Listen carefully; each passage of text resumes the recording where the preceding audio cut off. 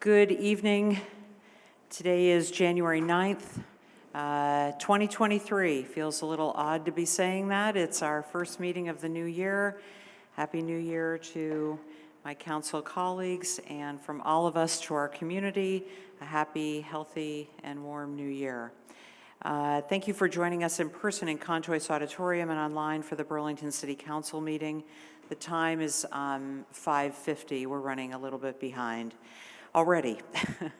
We'll begin our agenda this evening with a motion to adopt the agenda, and there is an amendment to the agenda that was brought to us at the Board of Finance meeting. Councilor Jang, would you be willing to move the motion to adopt the agenda and then make the amendment, please?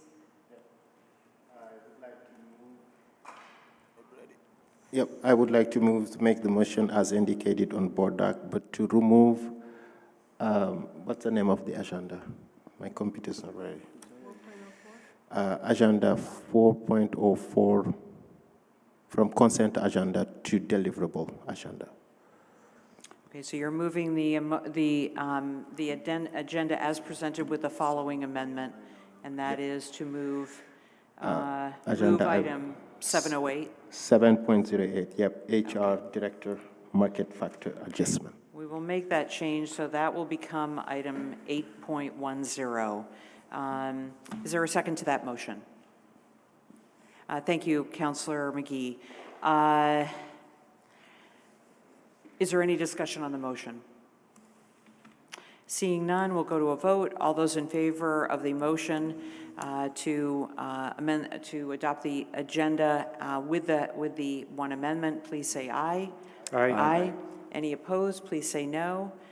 We have an agenda. So that brings us to item number 2 on our agenda, which is a work session on financial literacy for Burlington City Councilors, understanding the audit and the annual comprehensive fiscal report. And for this work session, we have CAO Catherine Shedd, who will take us through a PowerPoint and then respond to questions.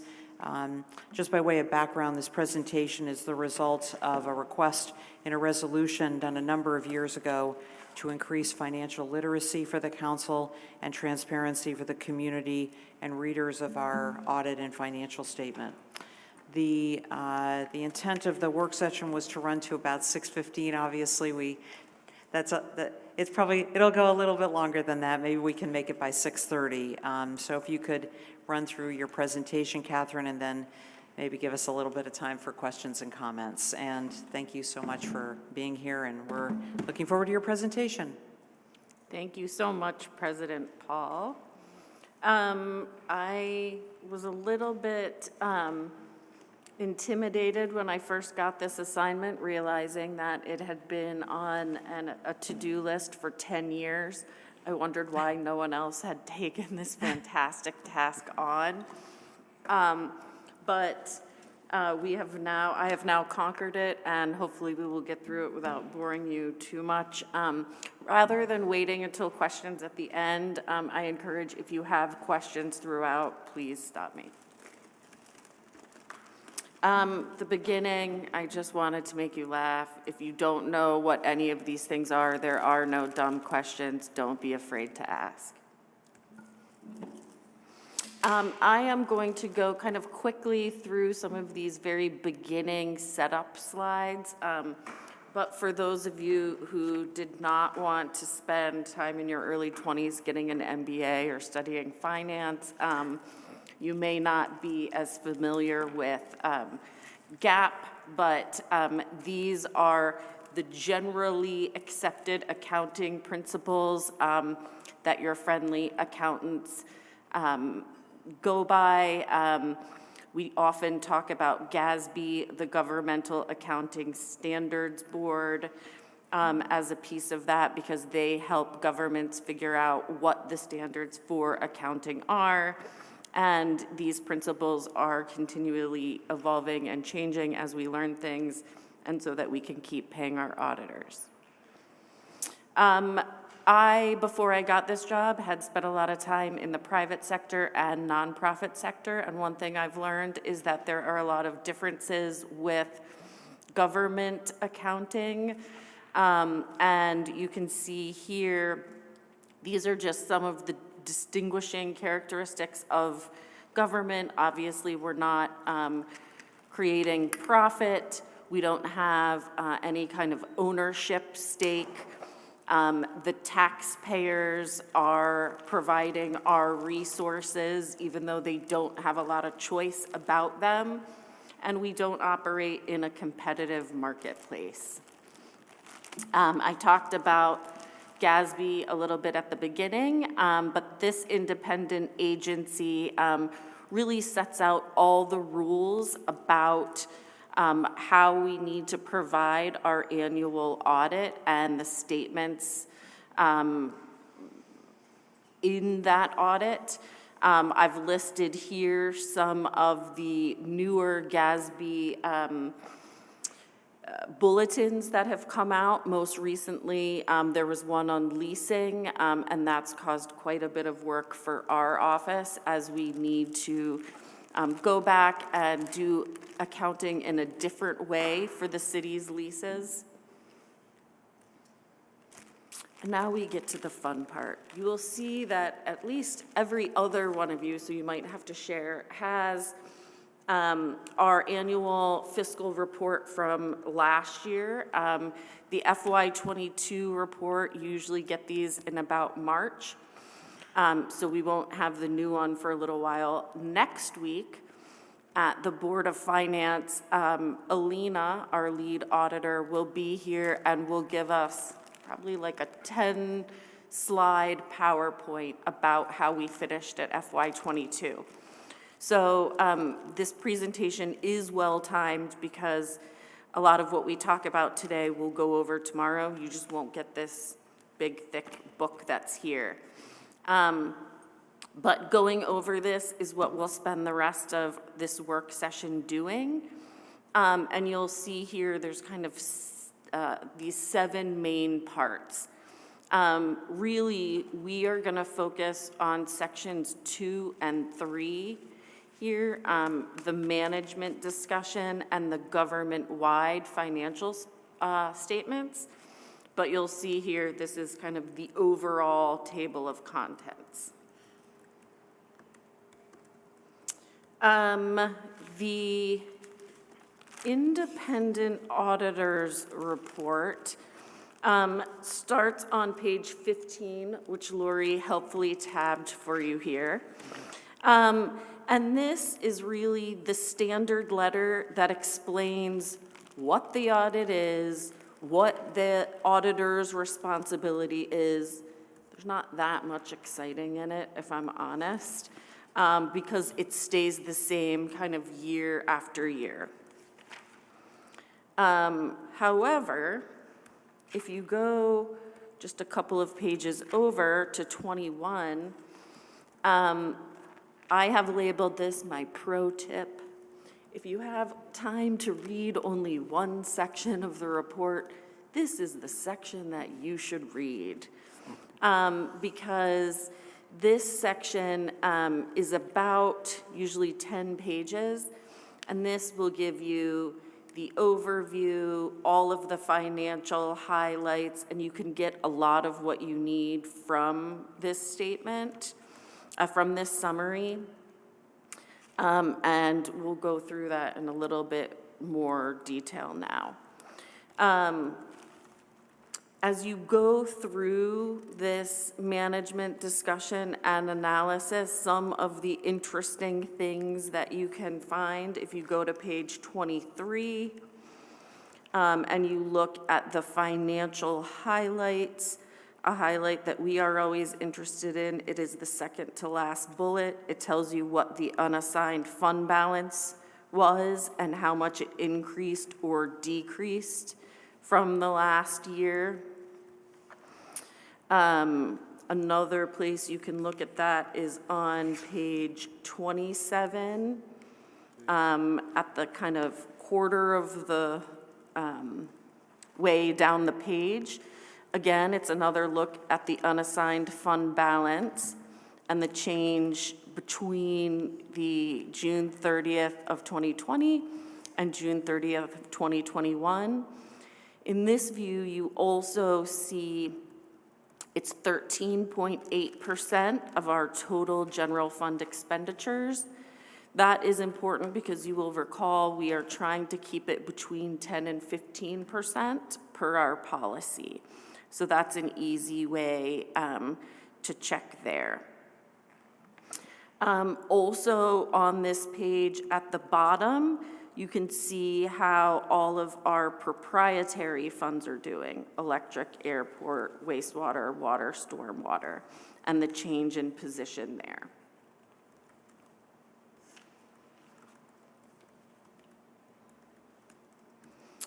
Beyond this summary, we start going on to sort of the meat of the report. And you can see in my slide, our financial systems are really broken down into kind of three buckets. And the first one are our governmental funds, and that's where we'll focus our time first. We mostly think of this as the general fund. Second area is proprietary funds. We call of these enterprise funds, and it's electric, airport, and water, wastewater. And then our fiduciary funds, which is largely our pension fund. So again, starting with the government-wide, the statement of net position. This is for business-type activity. It shows assets that are broken up into current things like cash and investments. It also has non-current assets. Those might be restricted cash, investments you can't get your hands on right away, as well as your liabilities and your deferred inflow of resources. This is very similar to a balance sheet or what might be called a statement of financial position in the for-profit world. One of the things it helps us do is to assess our near-term operating needs. It's less of a look for the long term, and we'll get to that in a minute. But it gives us a good snapshot. Now, our statement of activities is something that helps us figure out whether our organization has enough money to fund its activities, and if not, to help us figure out where changes could be made, whether we need to increase revenues, decrease costs, or both to fund a project. This is really where we look at program income, a revenue versus expenses.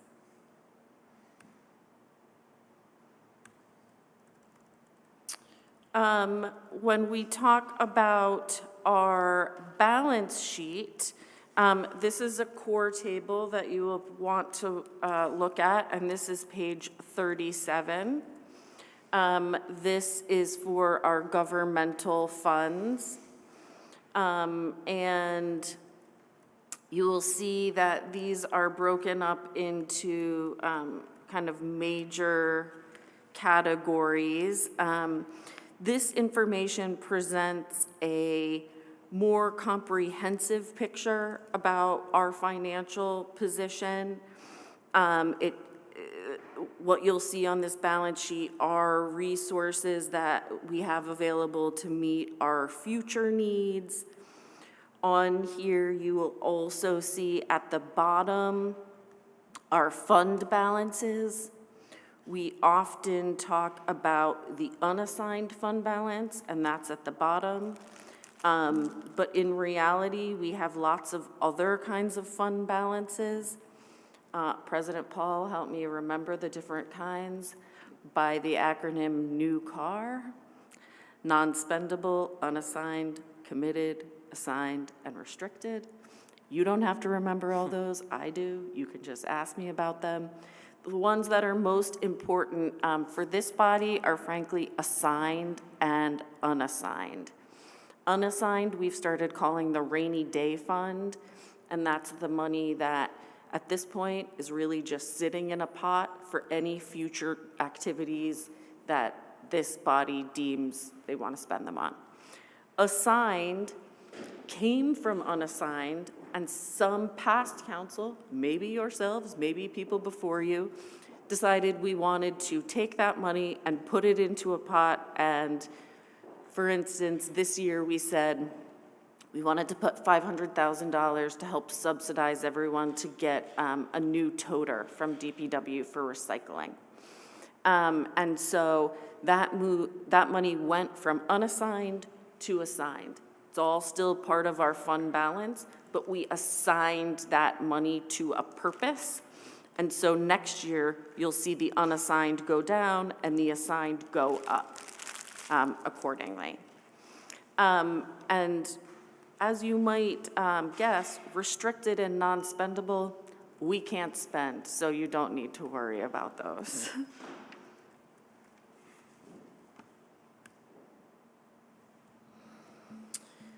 I'm not going to spend a lot of time on these slides that are these reconciliation of fund balances to net position of activities.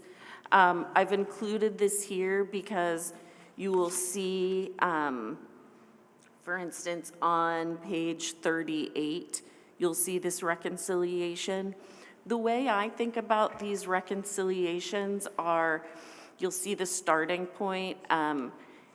You start from the total government fund balance, and then there's a lot of accounting magic that needs to happen, and you can see exactly what that is. We need to show it different ways. This is not a table or information, frankly, that I'm using. I'm using the balance sheet, and I expect that you will too. And I share that with you, not because I don't want you to look at it, but because I'm trying to be honest about where you might want to focus your attention and things that are the most useful for you as you're going through these. And I'm simply pointing out this is a different way to look at the same information that's on page 37. Moving right along. The statement of revenues and expenditures, or what I like to call the budget to actuals, this is another very useful page, and this is on page 41. You will see in the first column, this is the original budget that in June of gosh, it feels like so long ago, in June of 2021 that you approved. The final budget is the budget with all the budget amendments as it was approved, and then you'll see the actual, and you'll see how far off we are. You can see how far off each department was, and that's a conversation that is often worth having. There's always good answers, and it's usually worth asking why if you have questions about why there's a variance with the final budget.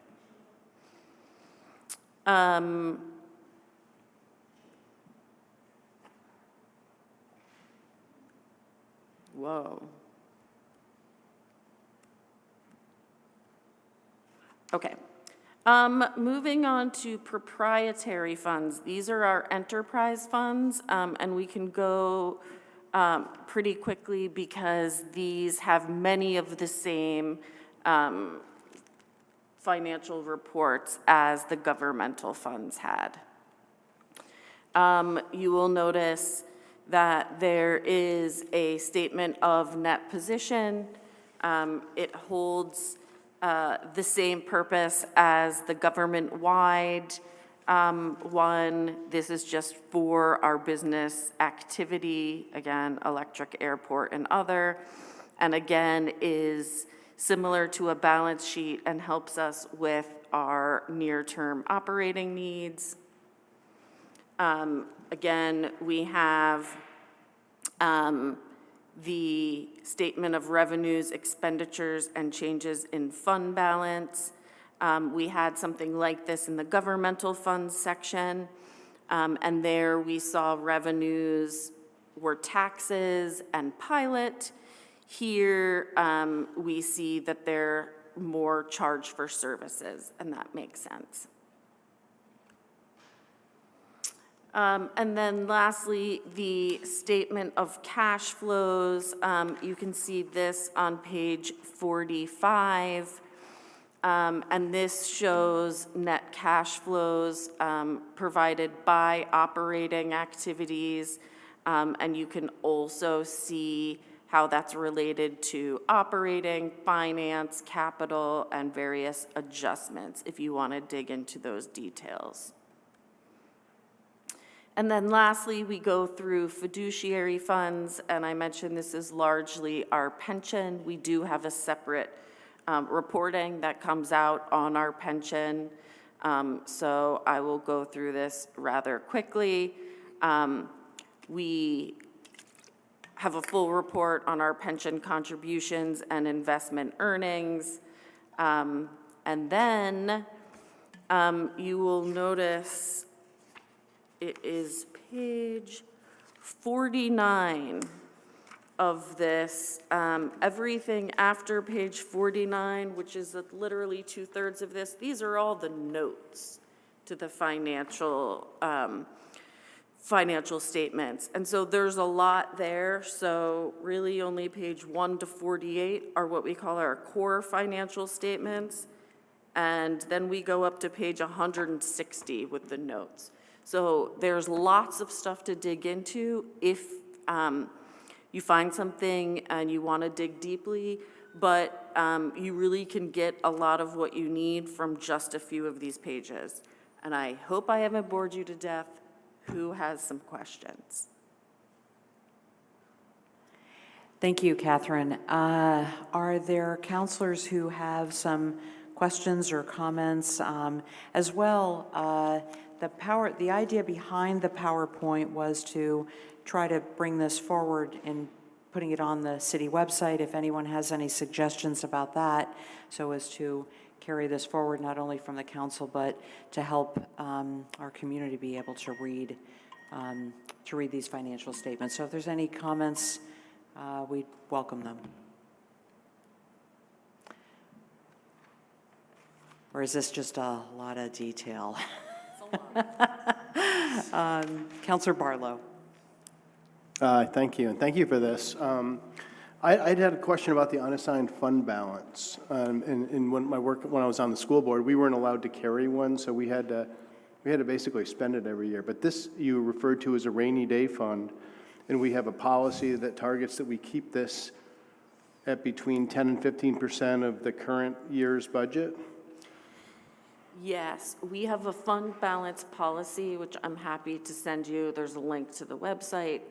And we do say in there, it was created before I got here, but we do say 10% is our ideal, and it is 10% not just of the budget, but it's that very particular wording of our total operating expenditures, because some of our budget is just the transfer of money back and forth. So it's once you take out that transfer, it's 10% of the operating budget, and it does allow for us to keep anywhere between 5 and 15%. And you'll see in this FY21 or FY22, we were well above 10%. We tried to get down closer to 10% last year, and that's why we assigned some of that unassigned fund balance. And so with this unassigned fund balance, it's actually like, it's basically like, it's slop in the system so that you can sort of handle any unforeseen over budgeting so you don't run a deficit. But has that ever occurred in recent years? Have we run over our annual budget and had to dip into unassigned fund balance, or has the unassigned fund balance been fairly stable, and is it something that has continued to grow, as you suggested a couple of years ago when it was too high, we wanted to spend it down a little bit? In my time, it has always been growing, but we have an interesting slide, and I'll ask Alina to share it next week, that it was only 10 years ago that we had no unassigned fund balance. So when the mayor was first elected, there was no fund balance, and that's slowly been able to build up over time.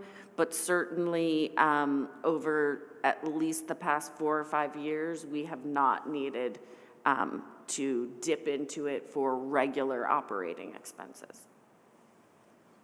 Okay, thank you. Thanks, Councilor Barlow. That is true. For quite some time, there was no unassigned fund balance, and I think it might be worth mentioning why having an unassigned fund balance is so important. I think it is not only important because, as you say, Councilor Barlow, it is critical to provide peace of mind. One of the other things, in addition to going through FY22 results next week at Board of Finance, I will also be giving our first look at FY24 budget. Everyone here and our public knows what we have approved for COLA for this year, for next year, and in some cases either a year or two out. And those are traditionally what I would think of as outsized COLAs, larger than what we have done in the past. And of course, that puts pressure on our budget, and we have plans for that, but it's also really nice to know that there is a cushion should we need it. Beyond that, it has been a key factor in raising our credit score.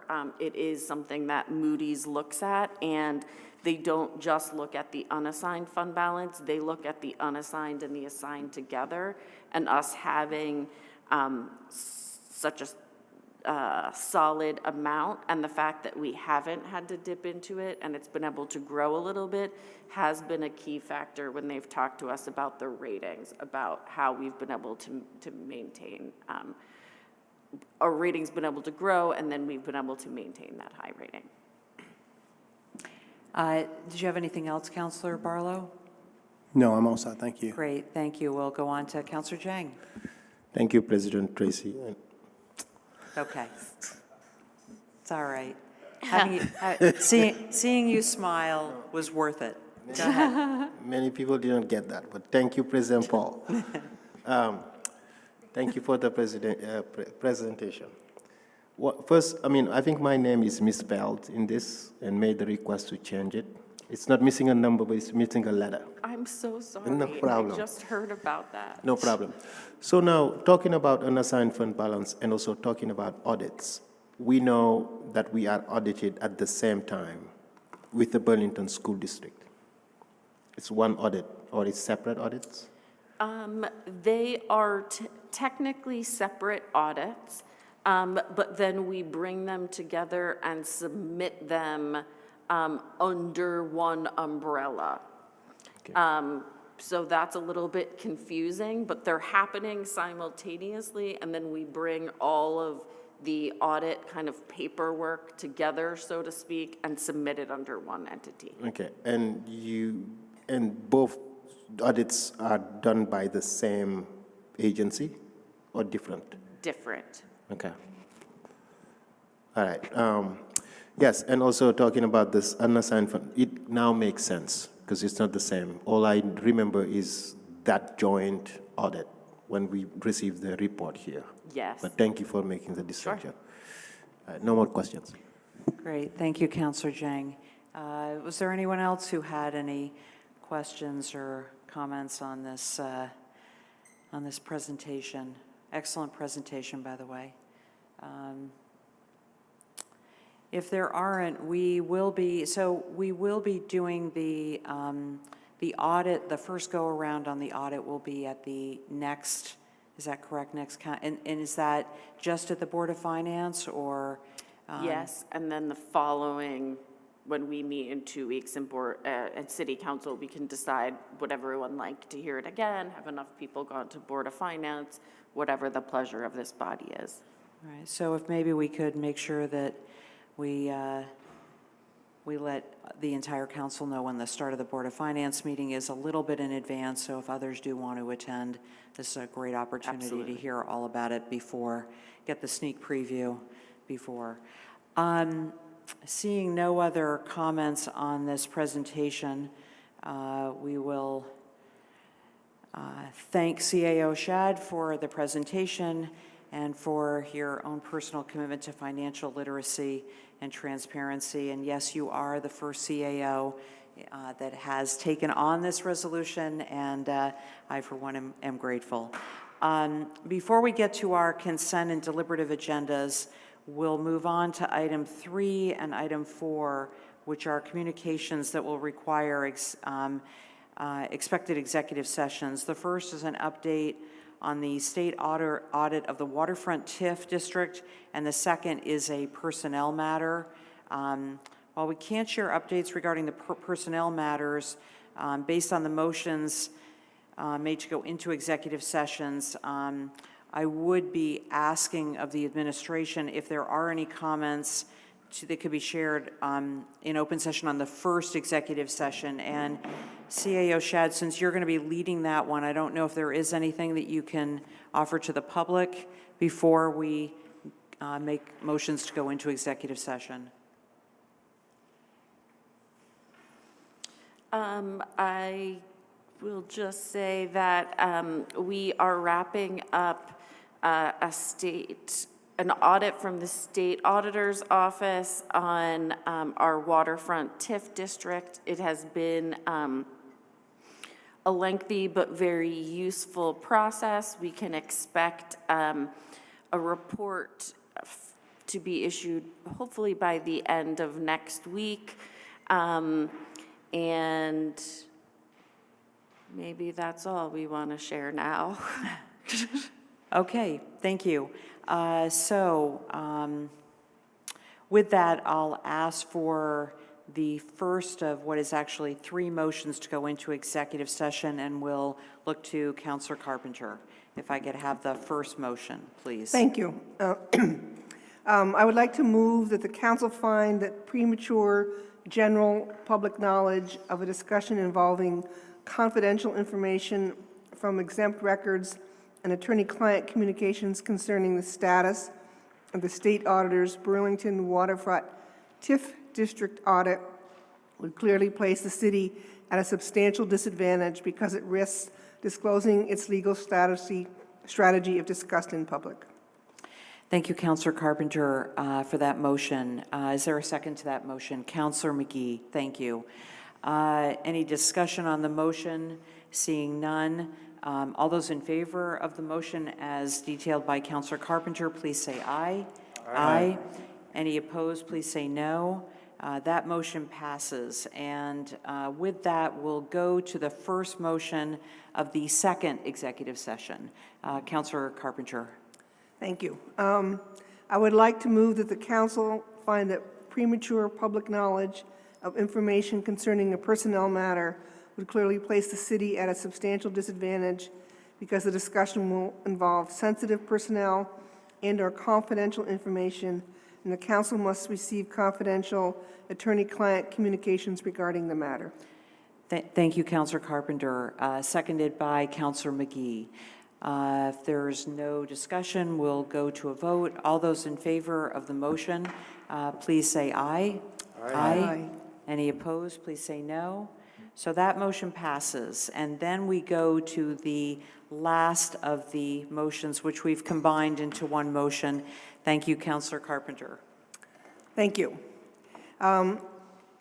Based on the findings as indicated by the first 2 motions, I move that the council go into executive session to receive confidential attorney-client communications regarding the state auditor's audit of the Burlington waterfront TIF district under provisions of 1 VSA 313A1F and 6, and regarding a personnel matter in the form of an attorney-client communication under the provisions of 1 VSA 313A1F. Thank you, and I'll note that for the first executive session, that will include CAO Shad. Does that also include Attorney Richard Hessler? Is he here for this? Yes. And members of the mayor's staff. Are there others that I'm unaware of to be able to add?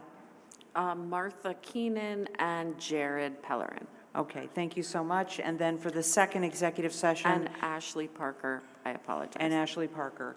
And for the second executive session, which will include Attorney Pietro, Lynn, Acting City Attorney Jared Pellerin, I'm not sure, and then also members of the mayor's staff. If there's anyone I'm leaving out, please let me know. HR Director Karen Durfee is attending as And well. HR Director Karen Durfee, thank you. With that, we will go to a seconded by Councilor McGee. Seeing no discussion on the motion, we'll go to a vote. All those in favor of the motion, please say aye. Aye. Any opposed, please say no. So we are going to go into executive session. Because we do not, everyone is here, and so we do not need Zoom for the executive session. We will be able to hold the executive session in Contois. So we anticipate that the executive session will last about 1 hour, and we're going to need to clear the room in Contois, and we will be back in about 1 hour. Thank you for your patience. As it is now well past the 7:30 hour, it's now 8:01. We'll move on to item 5.01, which is the public forum. Before we begin public forum, just a few pieces of information for those who may not be familiar with our process. The system on the front of the table in front of me. If councilors could please take their seats.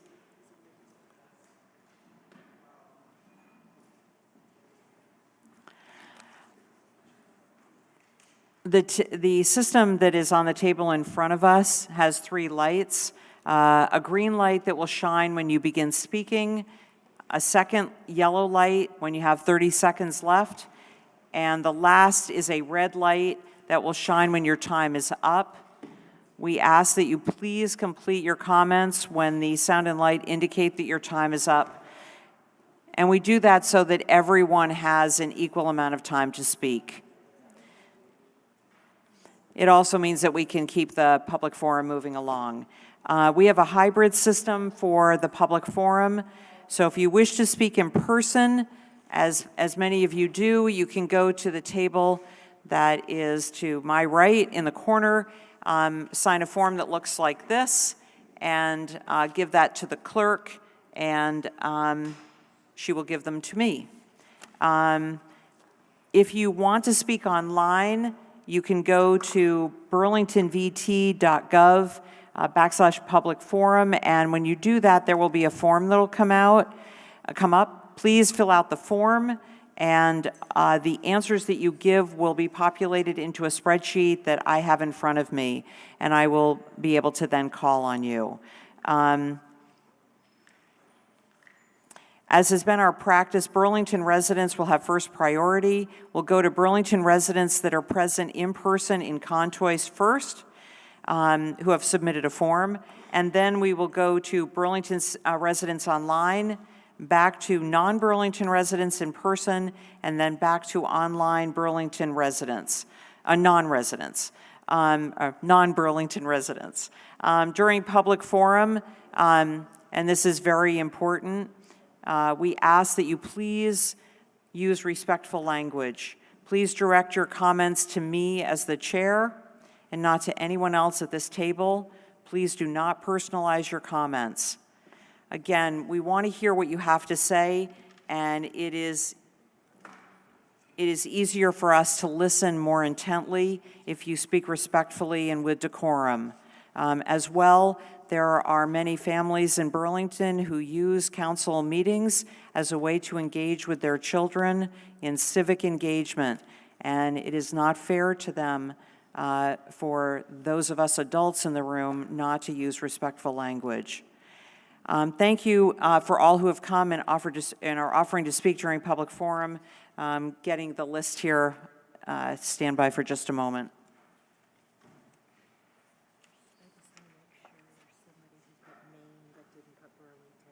Okay.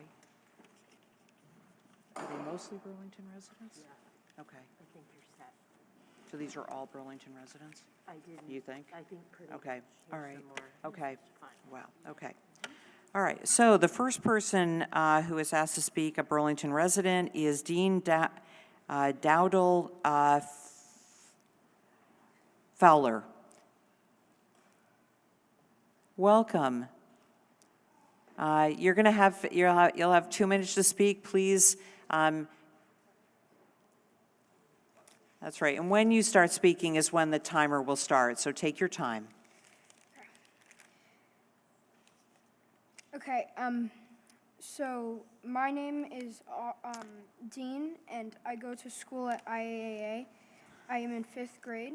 At IAA, we are a magnet school, and we have a drama class. We have a drama class, and the school board is for some budget cuts, and we were going to lose that. And because we are an arts school, it's very important to have like performing arts, which we get in music, but also drama is very important, and I want to continue to have drama for years to come. Thank you. Thank you. Thanks so much for being here. The next speaker is Christine Kowalski. Welcome. Hi. Thank you, Madam Chairman. I came because there's a problem in the city with bed bugs, and there seems to be a struggle amongst who would pay for the treatment and the elimination of the bed bugs. And when there is a problem with payment, then there is a lack of treatment. In other words, if tenants are forced to pay and they don't have the money, then the treatment does not occur. And when the struggle continues with the landlord, for instance, I myself had a struggle with a landlord, and then he said, well, I'll just evict you. You know, the bed bugs can stay and you go, right? So that doesn't solve the problem. And I think it's citywide. And I wanted to suggest that there be someone in the city that would be designated to investigate this problem, because it can be a citywide problem. We have people coming in, cosmopolitan areas coming in with money, and you know, coming into bed and breakfast, coming in to buy homes, and they're also coming in with bugs. And so it will become a problem if we don't solve it collectively. And I'm asking the city to offer a collective solution with raising money from some funding source that is not going, so that it eliminates this fight between tenants who do not have the money to pay and the landlords who do not want to pay, and others, and rather than struggle about who is responsible to solve the problem itself, and not to see it as a responsibility problem. And so I ask for somebody to be designated to investigate this problem, and also for there to be somebody to raise money, a funding source to go to this problem. Thank you so much. The next speaker is Jason Van Drysch. Jason, do you want to speak now or during the public forum, the public hearing? The public hearing? Okay. The next speaker is Robert Bristow Johnson. to be followed by Robin Lloyd. Okay, so this is going to be about RCV again, big surprise. In Alameda County, California, they're having a big problem because they are doing things wrong again. And they ended up electing somebody, and now they have to decertify the election, lawsuits flying all over the place. You don't want to go there. Now, we're not doing that. We're not there yet, at least.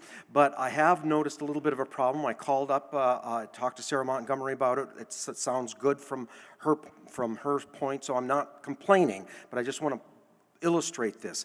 On the city webpage, on the ranked choice voting page, it actually had a falsehood. And the falsehood says that this process continues until some candidate gets 50% of the vote. But that sometimes doesn't happen. The 50% is not guaranteed. And again, Burlington 2009 is a good example. 50% of the vote would have been 4,488 votes in 2009. And Bob Kiss got 4,313. That's not 50%, it turns out to be about 48%.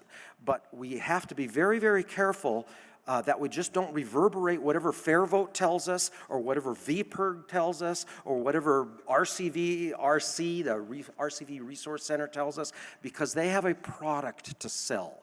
And they are in marketing mode. They are not in product development mode anymore. They don't care about fixing their product. They just want to sell it. But we don't have to be their stooges. We don't have to repeat their falsehoods. And so when RCV is going to come up again, because I have no doubt that the ballot question will pass, but it's going to go into the legislature, and then I'm going to make a stink again.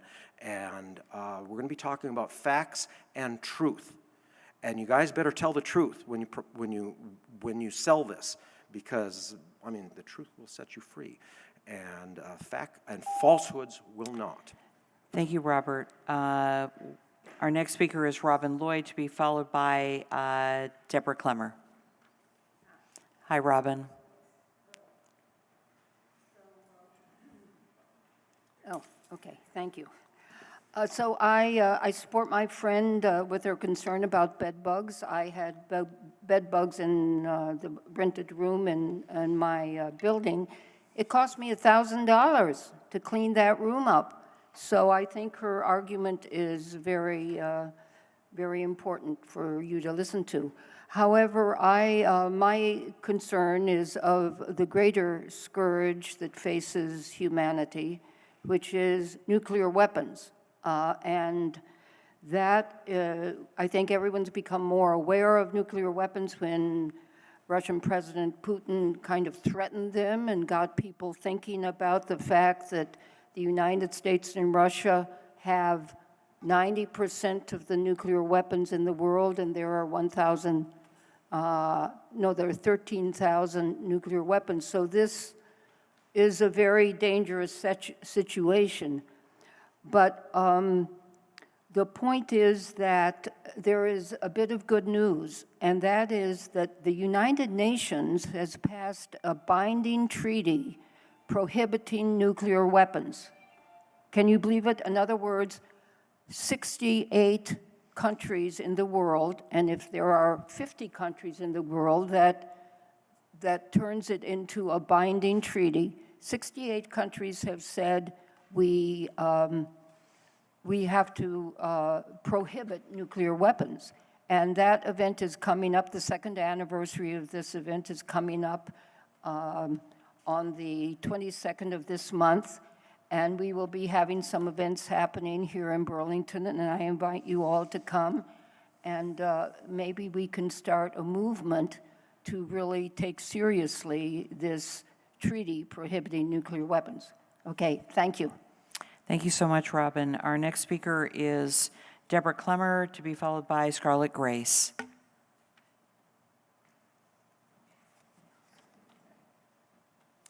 Hi.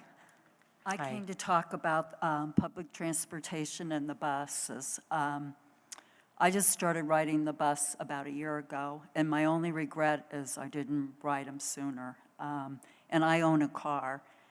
And I think most people that own cars don't ride the bus, but I hope that we get funding.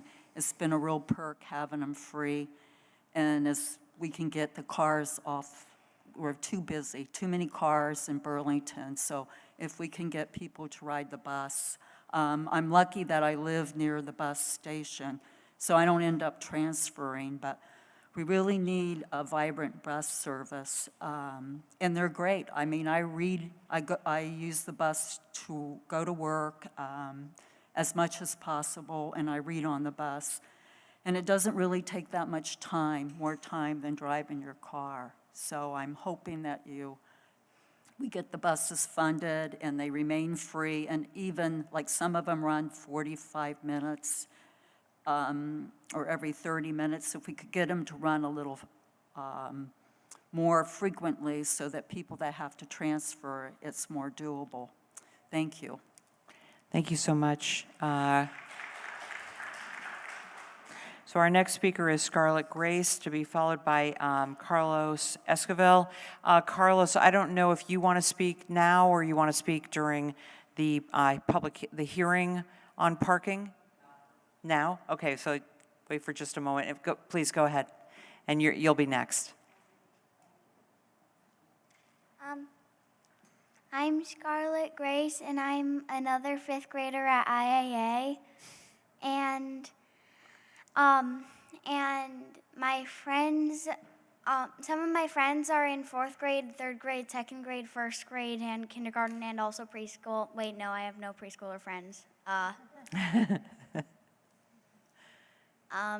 But I think that there should be drama at our school because acting is important, and my friends who are in the 4th, 3rd, 2nd, 1st, and kindergarten will have to basically go to a school for 5 or 6 years that has no drama class, and I think that would be kind of awful.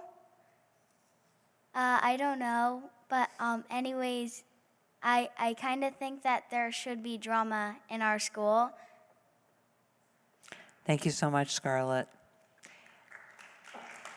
Carlos Esquivel, please correct me if I'm mispronouncing your name, to be followed by Josie Bunnell, and the same applies as well. If you are here to speak to the parking ordinance, you have the option of speaking now or speaking during the public hearing. So if you wish to speak during the public hearing, just let us know and we can put you back in the queue for that. We'd prefer that you not speak twice. Carlos, please go ahead.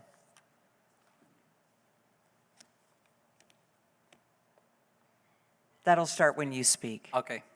Go ahead. Hi, my name is Carlos. I'm a Burlington resident, and I work as a rapid rehousing coordinator for a nonprofit organization.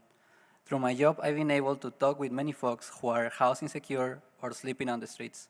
Some of them I will even call my friends, and some of them are born and raised Vermonters. Now, I'm telling you all of this because right where I live, in North Winooski Avenue, there's a parking lot that is the same size as the building that I live in. 10 people stay in this building, and probably 15 more stay in the building right in front. There's a maximum of 12 parking spaces available there for both buildings, and I really wonder what the opportunity cost is. Now, just to be clear, the opportunity cost is the loss of potential gain from other alternatives when one alternative is chosen. What if there could be a convenience store, a couple of art studios, a Peruvian restaurant with delicious food, or maybe how many of my housing secure friends can stay in that area if we choose to house people instead of cars. I know this is not the perfect ordinance, but it's definitely pointing in the right direction. We need to eliminate minimum parking requirements and start thinking what's important for us as a city, our cars or our neighbors. Thank you. Thank you so much. We'll hold off on the applause so that we can keep this moving. The next speaker is Josie Bunnell, to be followed by Ryan Thornton.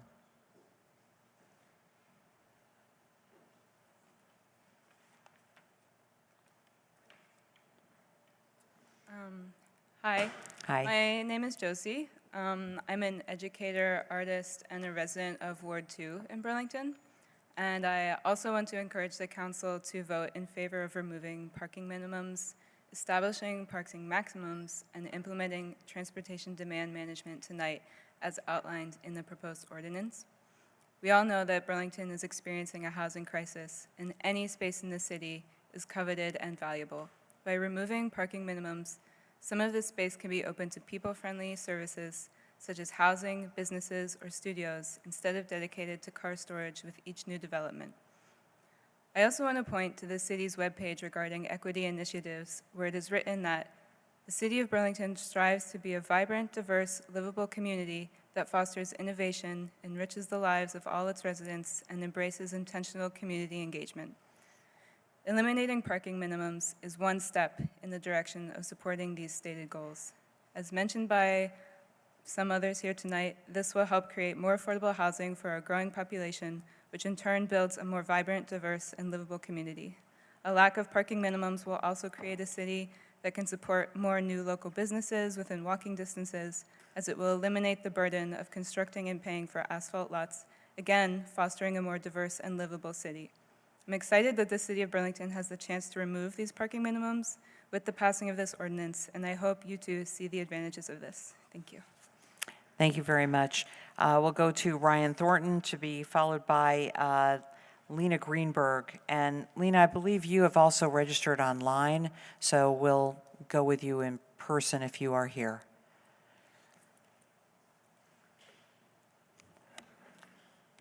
Good evening, Go ahead. Councilors. My name is Ryan Thornton.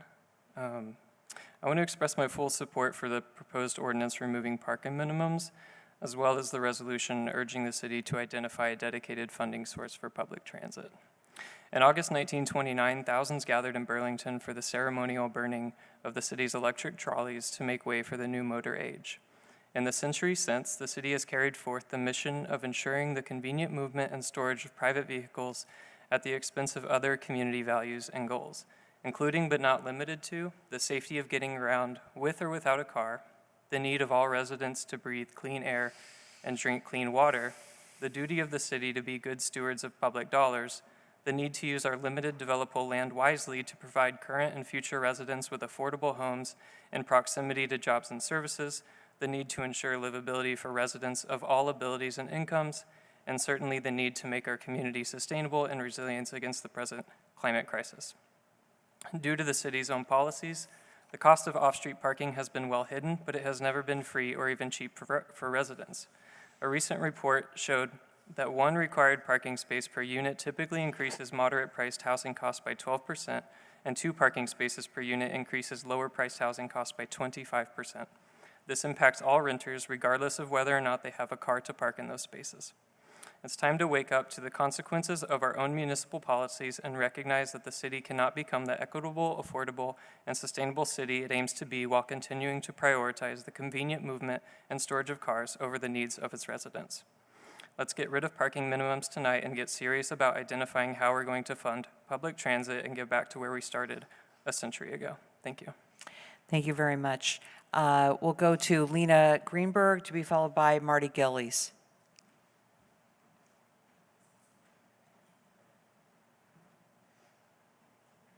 Welcome. Thank you. Hi, my name is Lena. Glad to be here tonight. I live in the King Maple neighborhood. I love where I live, but you know, it's going to change a lot in the next few years. And I would love to see all of the development, both on Pine Street and in the surrounding blocks, to be really people-centric. This is an incredible place to live, and I want to live here for the rest of my life. And I want to see Burlington build for people instead of for cars, and for safety and affordability allowed by removing parking minimums, freeing up all that space for people to do things like walk and bike and garden and live, instead of just continuing to build buildings that hold cars, that don't protect us. They, don't affirm our lives, they don't protect our lungs. If we want the King and Maple neighborhood to stay affordable and safe for people, we need people-forward development. Please vote against or vote for removing parking minimums. And for people, appreciate your time. Thanks. Thank you very much. We'll go The next speaker is Marty Gillies, to be followed by Evan Calves. Good evening, everyone. My name is Marty. I work in the South Burlington Planning and Zoning Department, and I live on Locust Street in the South End. I just wanted to briefly come up here and encourage you all to vote in favor of removing the parking minimum. Thank you. Thank you so much. The next speaker is Evan Calves, to be followed by Elisa Faber. Good evening, councilors. My name is Evan Calves, and I'm a resident of Ward 1. I want to speak in support of the ordinance on parking minimums and transportation demand management. When I think about climate change and community sustainability, I do so through the lens of how things will be 15 years from now. Undoubtedly, our winters will be mild and our summers will be hot, but in a world of increasingly unbreathable air and undrinkable water, a mid-latitude city situated on a freshwater lake like Burlington will likely be welcoming a multitude of climate refugees. These things are unavoidable, but what is avoidable, however, is the development of our city into a patchwork of parking lots. From observing how other cities have managed growth, we know that parking minimums put antiquated limitations on developers. By eliminating minimums, sustainable development that prioritizes people and not cars can happen organically and will be better for our community and environment. So please, I strongly encourage you to pass the ordinance. Thank you. Thank you very much. Our next speaker is Elisa Faber, to be followed by Jack Trion. Good evening. My name is Alyssa Faber. I'm a resident of Ward 2, and I also work in Ward 2 as the art teacher at Integrated Arts Academy. I'm here to speak about the proposed Burlington school budget that you'll see later in the agenda, and specifically about the proposed cuts to the drama teacher at our school. The drama program is a critical position, and it is integral to our mission as a magnet school. Our school is housed at H.O. Wheeler, a school that has been part of the heart of the Old North End for years. But the school was failing, and the city of Burlington and the district made a radical change 14 years ago when we became the Integrated Arts Academy. Our mission revolves around teaching and learning through the arts. We serve a diverse population, and we believe the arts allow all students a chance to access rigorous academic content and build important social-emotional skills. Eliminating an entire art form prevents a comprehensive arts education for students. Every art form represents a new opportunity for students to learn and to show their understanding. Drama program experiences have helped many of our students, some you've heard tonight, learn self-expression, creative problem-solving, collaboration, and confidence to become leaders in our Burlington middle schools and high school. Drama at IAA looks and sounds like fifth graders building collaboration skills while writing and performing skits that show their understanding of story elements, or second graders making bugs with their bodies to show the understanding of the research they have done on bugs and ecosystems. In this budget proposal, it looks like just one position is being cut and that a teacher can find another position. Please know there are no other elementary drama teacher positions in the state, and this individual cannot apply somewhere else. This is more than just an issue of eliminating a position to balance the budget, but it will affect the entire drama program at Integrated Arts Academy. This budget may seem that it is equitable, but it is not equitable for our students, our mission, or the districts. Thank you. Thank you so much. Our next speaker is Jack Tian, and he will be followed by Colin Larson. Or she will, my apologies, they.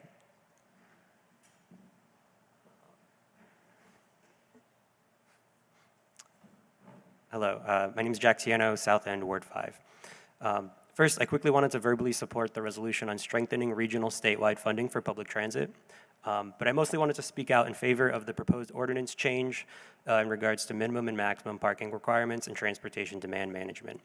I've spoken to a number of you, and we all seem to mostly agree about the many positives that this ordinance will bring around freeing up land for much-needed housing, legalizing car-free residences to the extent that the market demands it, and allowing the city to more dynamically plan for its own needs. But I wanted to bring a personal note. I've been happily living car-free and renting in Burlington for 10 years, and all but one of the rentals I've lived in came with free parking that I didn't use. Coincidentally, the apartment that separated the parking costs was the cheapest rent that I've paid. In all of the other cases, the cost of paving, plowing, and maintaining that parking lot was still passed on to me, Those things aren't free, and landlords don't run charities, so it was bundled into my rent. But the thing that really strikes me now is that in almost all of these scenarios, the parking lots had bigger footprints than the building I was living in. This takes on more significance in the housing crisis we live through today. I ask that we move forward with removing parking minimums so that housing for those of us that live car-free can be legal. We are not the majority, and it will not make driving illegal, but by not allowing people like me to have access to housing that fits our lifestyle, we miss out on many benefits as a city. Please legalize car-free housing in Burlington tonight. Thank you. Thank you very much. Our next speaker is Colin Larson, to be followed by Dan Castrojano.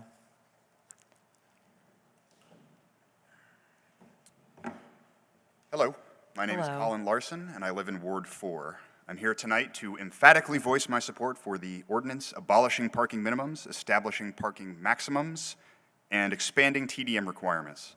This is a necessary step the city must take to help reduce car dependence, reduce pollution and carbon emissions, and build a more sustainable future. While climate and environment is a key component of this issue, I would like to speak on cost. The Victoria Transport Policy Institute has calculated that current standard parking requirements in North America amount to a 10 to 15% tax on development, a cost that is immediately passed on to renters and buyers.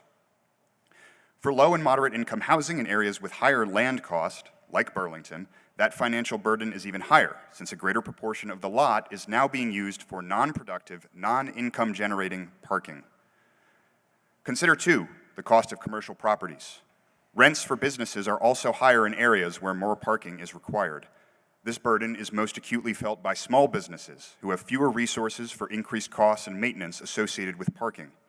Over time, this prices out local entrepreneurs in favor of large chains with the necessary resources to compensate for expensive parking lots. It helps create the ugly, homogeneous strip malls that many of you have seen across the United States. Entire towns have obliterated their historic main streets to make space for cars and parking. If Burlington plans to grow and develop in the future with a thriving local economy and small business community, we must eliminate these parking requirements and stop hurting small businesses and residents. Thank you. Thank you very much. Our next speaker is Dan Castrojano, to be followed by Fareed. Dan, welcome.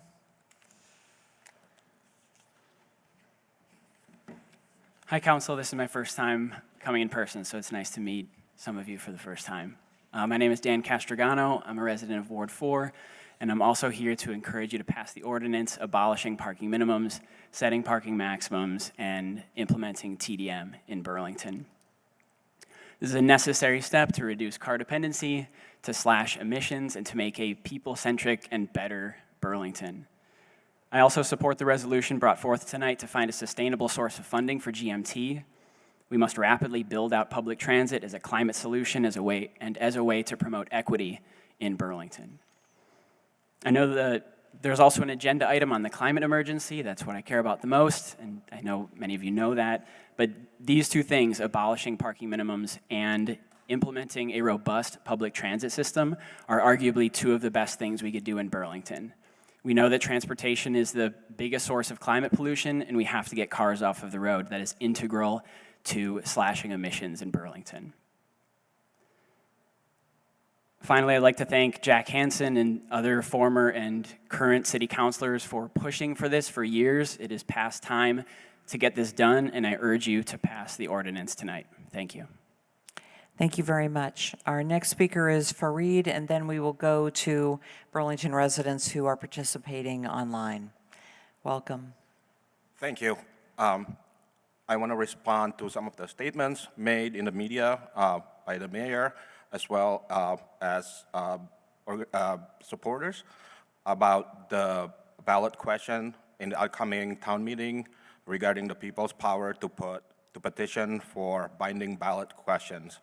I believe the mayor is staunchly opposed to the question because this will supposedly replace the representative democracy that we currently have. That is not true. And there's been also concerns about any group who could be organized and to put any questions on the ballot.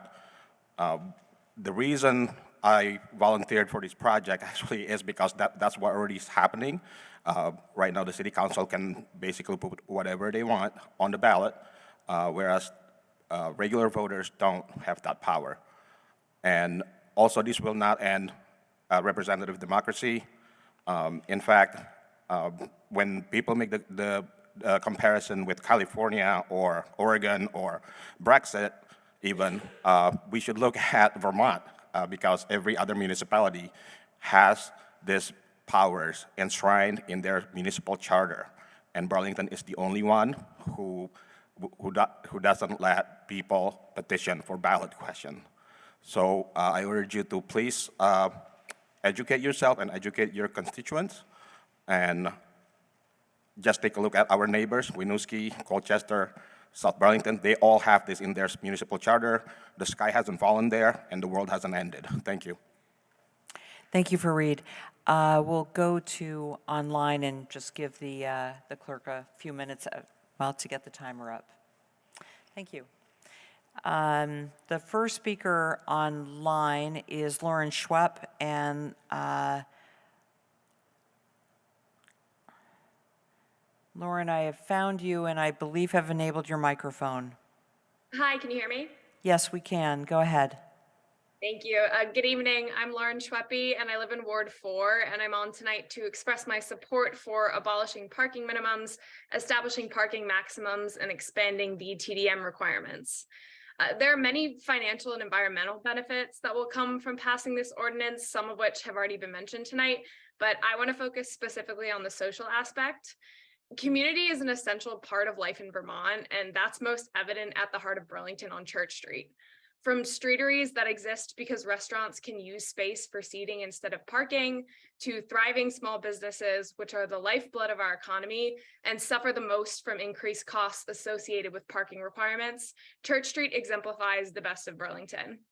By passing this ordinance, we open ourselves up to the opportunity for more community-centric areas in Burlington like Church Street, and we're one step closer to building a city where the focus is people, not cars, and the safety and comfort of those who walk around our city and bike around our city every day is prioritized over vehicles that pollute and pose a danger to our friends, children, and the community at large. I hope that you'll pass this ordinance tonight and bring us one step closer to expanding the model of Church Street and continuing to support a community where residents and visitors feel safe and are able to enjoy the benefits of a city built for people, not cars. Thank you for your time. For mispronouncing your name. The next speaker online is Nick Persempieri, and Nick, I have found you and have enabled your microphone. Please go ahead. Thank you. Nick Persampieri, I live in Ward 3, and I'm here to address the proposed resolution to put out to voters a question concerning imposing a carbon fee on certain heating systems. I support putting such a resolution out to the voters, and I support imposing a fee on carbon-intensive heating systems. However, I'm concerned with the language of the resolution as drafted. I've addressed my concerns at length in writing, and I'll just address now a couple of key points. I'm concerned that voters are not going to understand the question because it doesn't define what renewable energy is. It proposes to impose a fee on fossil fuel powered systems, but not on renewable systems.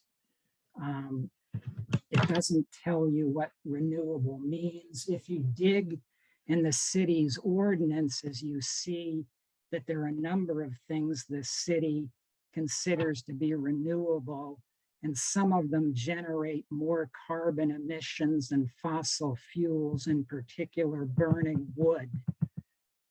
And so I think that the fee should also be imposed on generating heat through burning wood, whether it's done in someone's house or at the McNeil generating station. And I agree with the recommendation of the Biomass Task Group of the Climate Council that we need to consider phasing out McNeil. Thank you. Thank you so much, Nick. Our next speaker is Gordon Dragoon. And Gordon, I found you and have enabled your microphone. Please go ahead. Good evening, councilors. My name is Gordon Dragoon, and I am a resident of Ward 5. I'd like to encourage you to pass the ordinance that is in regards to removing parking minimums, setting parking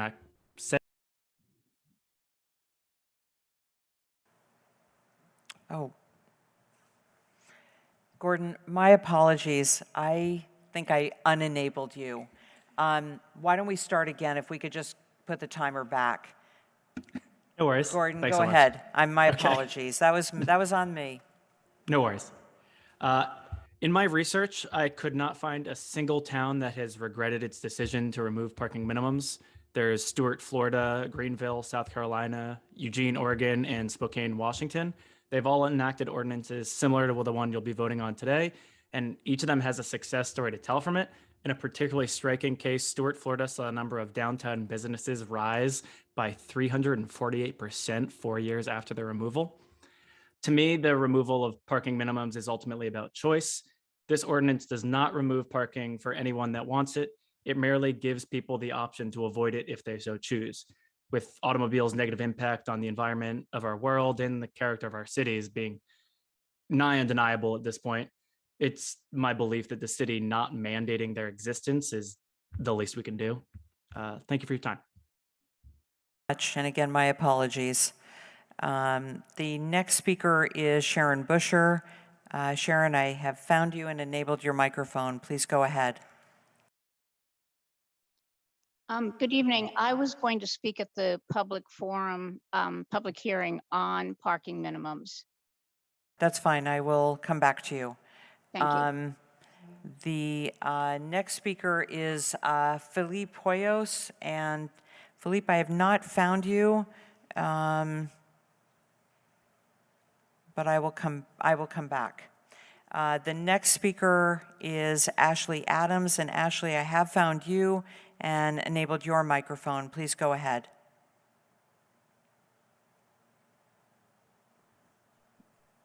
Good evening, Ashley Adams. I'm in Ward 6. I'm here to speak about the agenda item 809 regarding the carbon fee resolution. And I fully support imposing an impact fee on carbon pollution. However, by excluding wood from the fee, you're incentivizing a highly polluting source of heat and electricity. Burlington Electric and this council continue to mislead the public when you use the term renewable. The term allows McNeil to masquerade as somehow beneficial to the environment. And the fact is that cutting down and burning trees contributes significantly to our carbon debt and simultaneously eliminates the carbon sequestering wild old growth forests that are one of our most important carbon sinks, thereby exacerbating both global heating and the biodiversity crisis. If you were to apply this ordinance fairly and acknowledge the 453,000 tons of CO2 that McNeil pumps into the atmosphere every year, at the rate of $150 a ton called for in the ordinance, it would pay $67,950,000 per year to the city of Burlington. According to Burlington's warped logic, McNeil is allowed to pump 453,000 tons of CO2 into the atmosphere every year, which is not counted in the net zero roadmap, and Burlington Electric is not required to provide evidence that the CO2 is somehow captured, which is good because no amount of fuzzy math will make the case for them. By the same logic, a business owner should be able to avoid the carbon tax by simply pointing to the sustainable methods by which they are cutting down trees on their property. Forest ecologists and climate scientists around the world have been urging governments to put a halt to biomass. Some governments are already doing so, Australia and Massachusetts among them. Incentivizing the burning of anything consigns us to the highway to climate hell that UN Secretary General Antonio Guterres spoke of a couple of months ago. This council, the mayor, and Burlington Electric are the ones with your foot on the accelerator. When will you let up? Thank you and have a good evening. Thank you so much. The last speaker is online is Dennis Dutton. And Dennis, I have enabled your microphone and please go ahead. Good evening, Denise. I live in Ward 3. I'm a college student, and I'm speaking about agenda item 8.09, the carbon pollution impact fee. I noticed that the net zero energy roadmap suggests that Burlington emits 210,000 tons of CO2 annually. However, we know that the McNeil generating station alone produces 453,000 tons of CO2. That was a figure from 2021, and it likely doesn't change very much from year to year.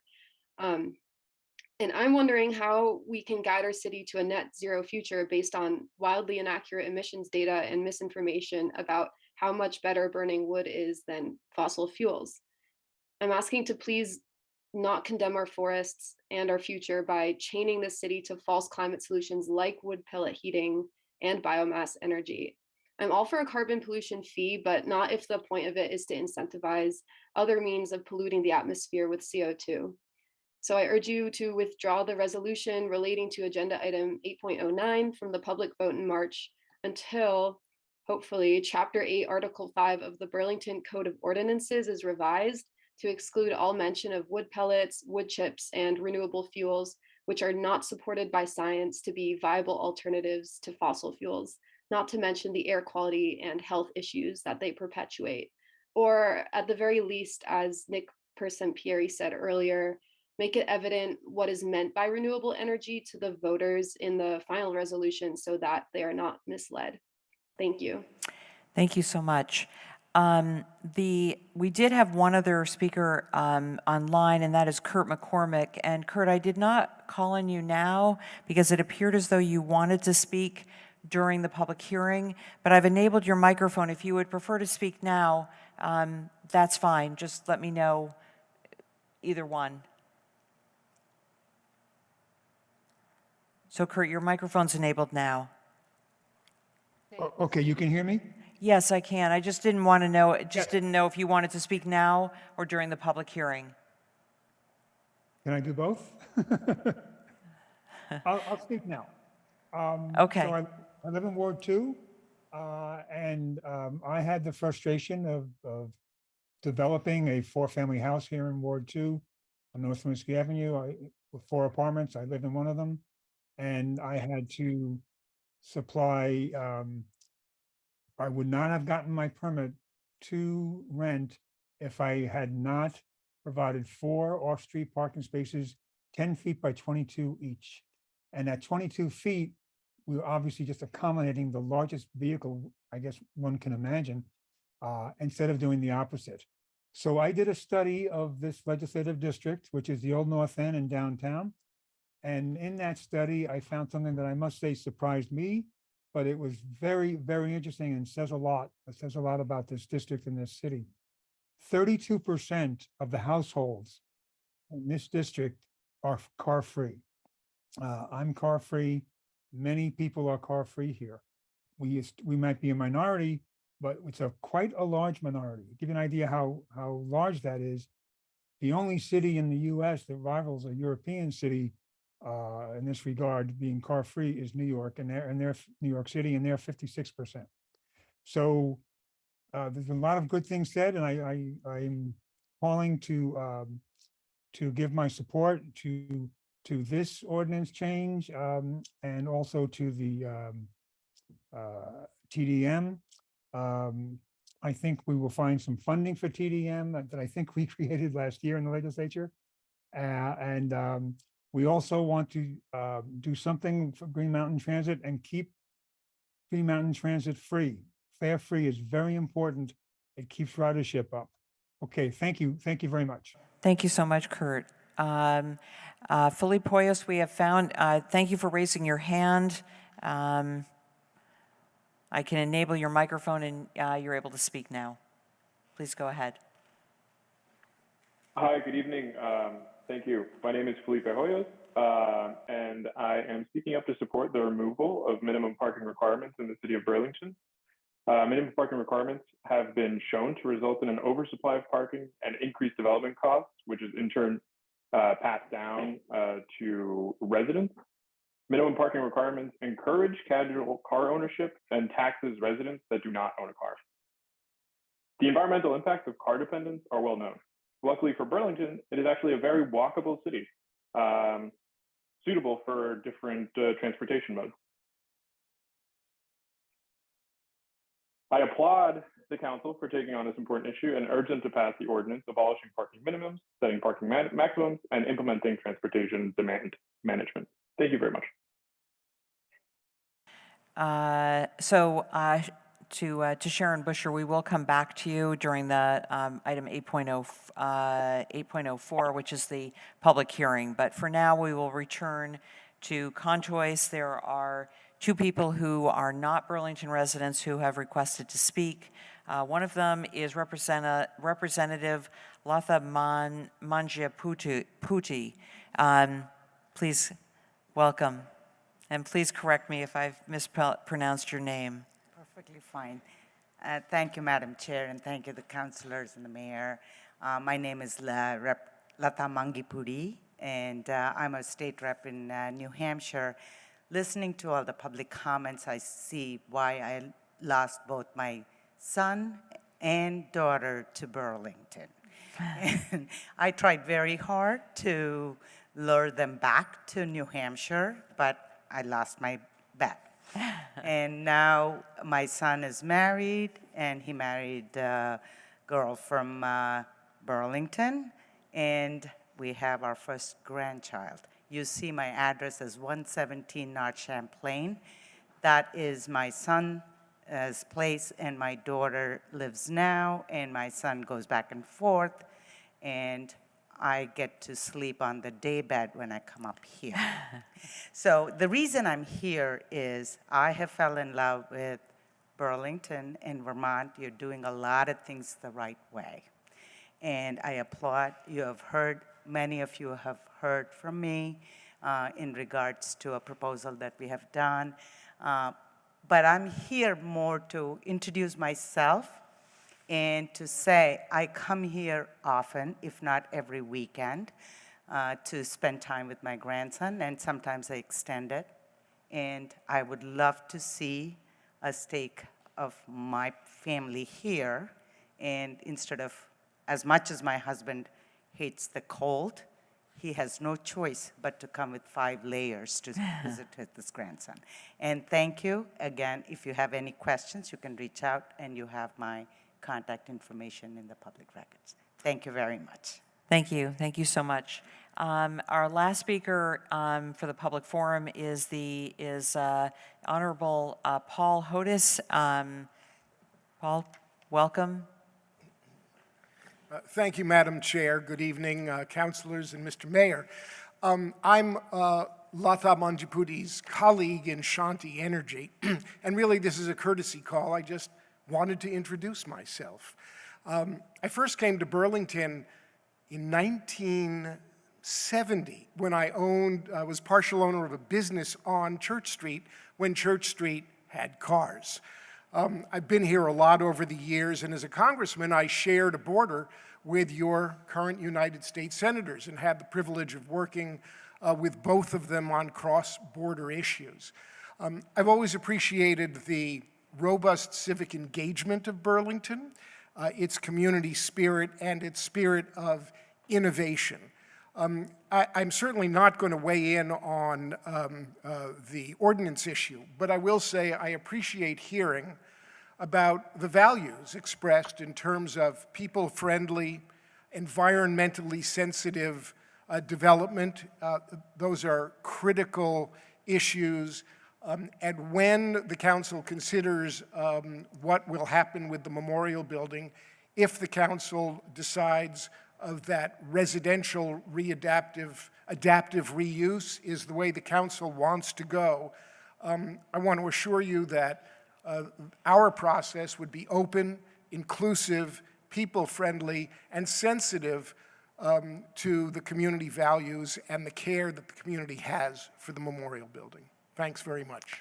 Thank you. Thank you very much. And thank you to all who offered their comments during public forum. With that, we will close the public forum at 8:53. And before we continue with the remainder of our council meeting agenda, we do have one other meeting this evening that we need to attend to, that being the Local Control Commission meeting. So with that, I will recess the city council meeting at 8:53 and call to order the local control commission meeting at the same time. The first item on our agenda, and we'll give people a chance to get to that agenda.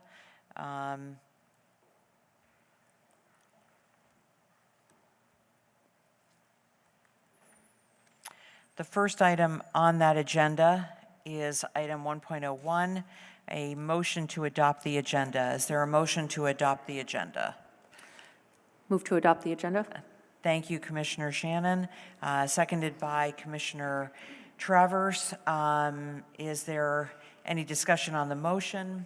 Seeing none, all those in favor of the motion to adopt our agenda, please say aye. Aye. Any opposed, please say no. We have our agenda.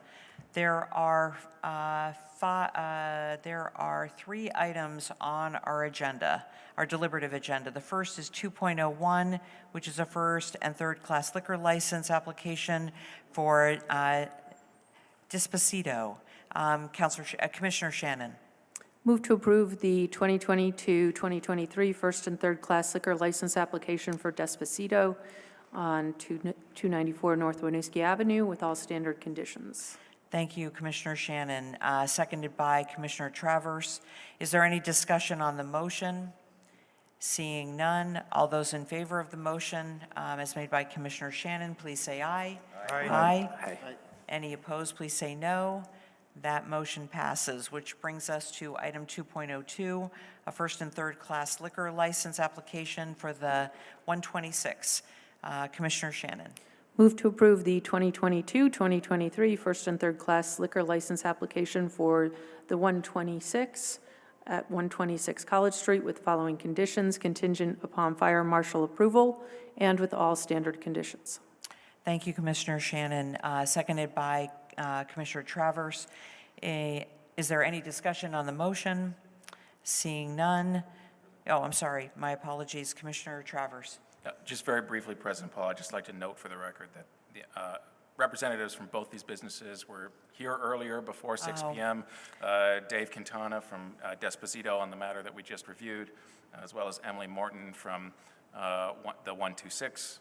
Seeing the time and knowing that we probably wouldn't be getting to this until 9 p.m., I encouraged them to go home and thought this would have the support, but do want to reflect the fact that they were here and appreciate their eagerness and their work on these businesses. So thank you. Thank you. In fact, in my attempt to move our agenda forward, we usually do ask if the applicants are here, and that was my mistake for not doing so. So thank you for pointing that out. Are there any other counselors who have any comments or questions on this motion?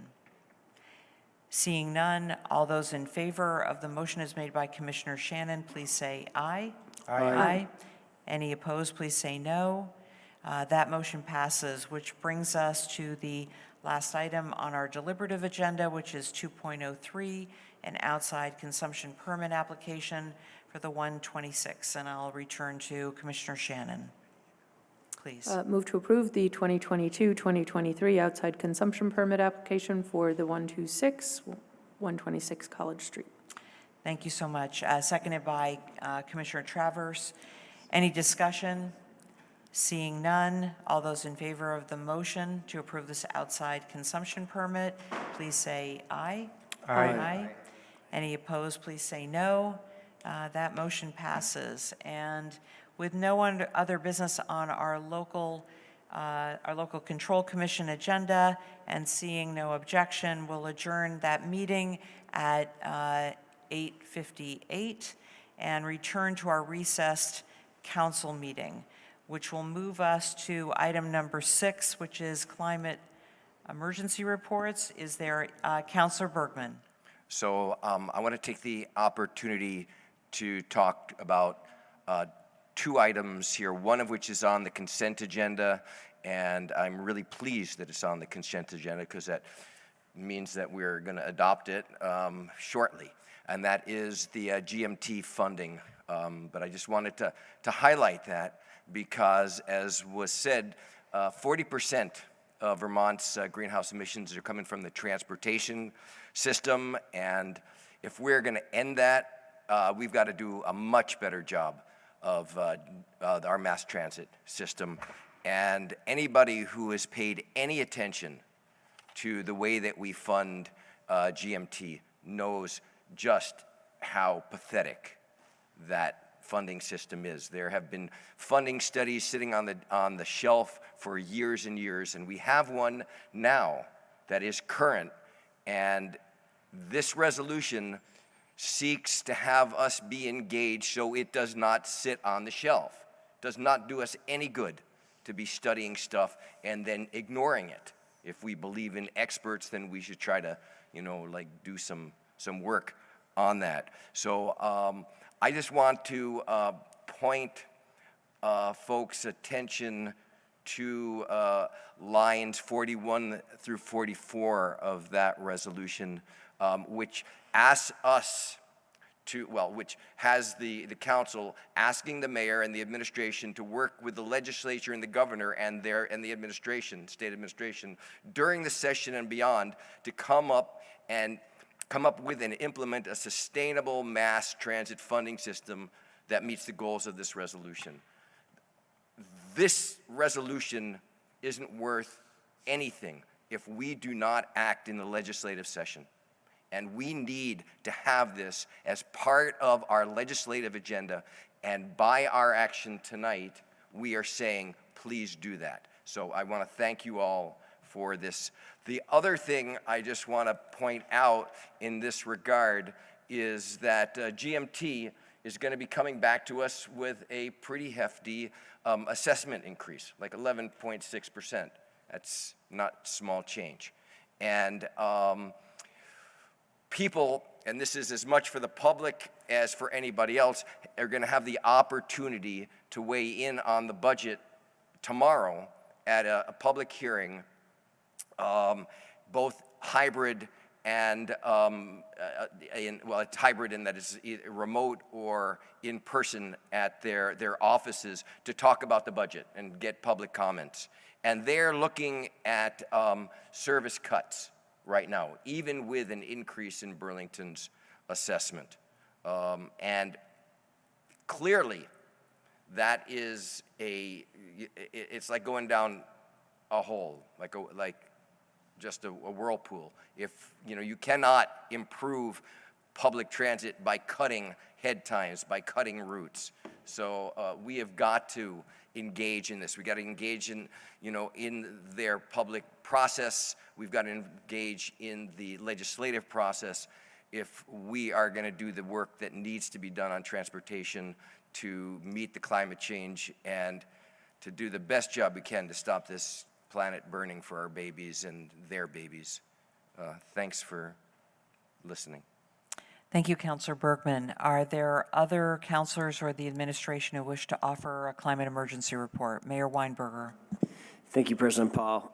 I do think the deliberative agenda is going to give us the opportunity to engage a couple of really important actions that the administration has been working on and is bringing forward or partnering, in one case with the council, to take action on with respect to the climate emergency, both with the new the ballot item that we are proposing that would give the voters a chance to endorse the city using its brand new charter authority to regulate heating systems, to create really a very innovative carbon pollution fee.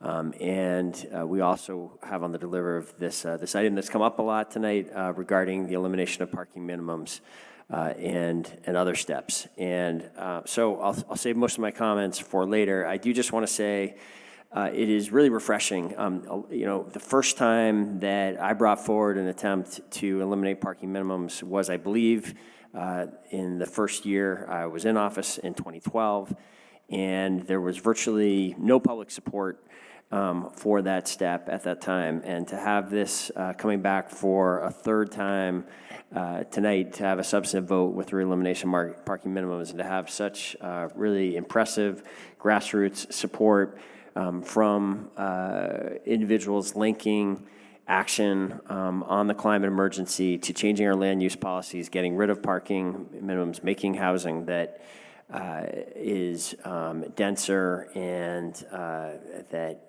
will expand our housing supply and do it in a way that has a dramatically lesser impact on the climate than other housing in Vermont is really refreshing. And welcome you all to be here tonight, and hope you'll stay engaged for, as I know you are, for the numerous other housing debates that we're going to have over the course of 2023 as 3 very important additional zoning changes come forward.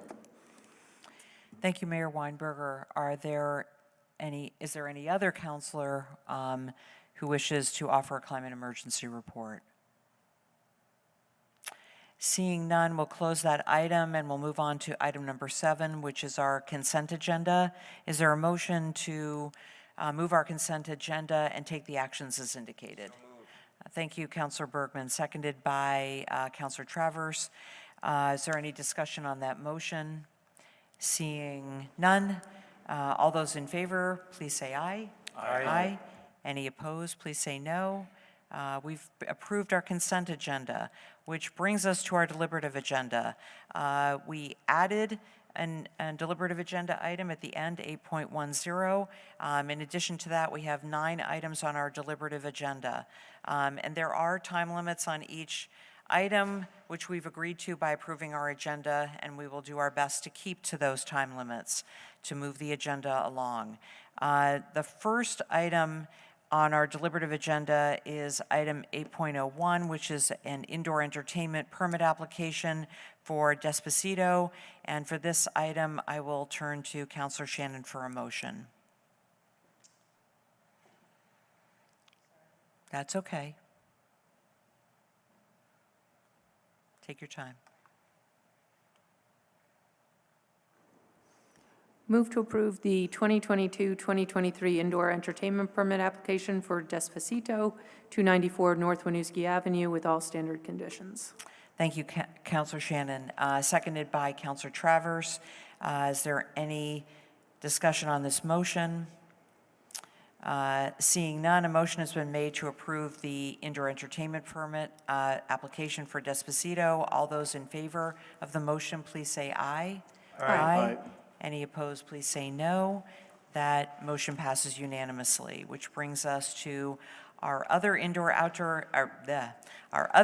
entertainment permit application, item 8.02, which is an application for the 126. Councilor Shannon. Move to approve the 2022-2023 indoor entertainment permit application for the 126 College Street with all standard conditions. Thank you, Councilor Shannon. Is there a second to that motion? Seconded by Councilor Travers. Thank you. Motion has been made to approve the indoor entertainment permit for the 126. All those in favor of the motion, please, or is there any discussion on that item? Seeing none, all those in favor of the motion, please say aye. Aye. Any opposed, please say no. That motion passes unanimously, which brings us to item 8.03, which are the public hearings regarding the 2 ordinances that we will be voting on this evening. ZA 2207, which is the maximum parking and TDM, and ZA 2209, which is the public art ordinance. So with that, we'll open the public hearing at 9:07 and invite anyone who wishes to speak to either of these ordinances to come forward at this time. We do have 2 that have signed up for that.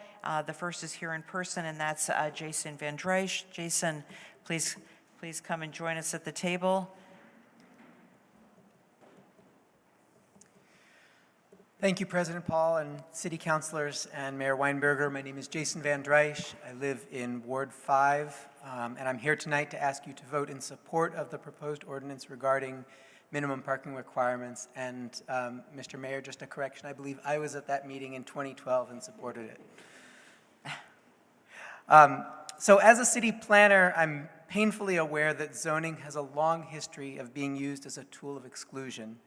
The most egregious examples, redlining, restrictive covenants, and the like, are behind us, but there are still many ways that zoning is used to protect privilege, and parking minimums are such a tool. From the perspective of individual development projects, you could make an argument that parking minimums make a sort of sense. I mean, shouldn't each development project carry its own weight? But I think the key thing here is to look at this question from the perspective of our community as a whole. Parking minimums at that level function as a hugely powerful means of exclusion. The core reason is that they are strongly regressive, meaning the more modestly priced a home is, the bigger a bite the required parking spaces take out of the construction budget, to the point where, absent subsidies, it becomes difficult to impossible to build anything other than expensive homes. As a result, parking minimums are playing a not insignificant role in the hollowing out of our city. This change will no doubt have downsides and unintended consequences, but they'll pale in comparison with to the huge ongoing negative impacts of our current parking policies. Please vote in favor of this ordinance. Vote for an inclusive Burlington. Thank you. Thank you very much. Is there anyone in Conchoice who also wishes to speak during this public hearing, either to the parking ordinance or to the public art ordinance? You can just raise your hand if you wish to speak. All right, so seeing none, and we'll come back, but for now, we will go to online to Sharon Busher. Sharon, I've enabled your microphone. You should be able to speak. Yes, thank you. Thank you so much. I certainly have followed this carefully and feel that it is more of a positive act than a negative one. I think that there are going to be some unintended consequences.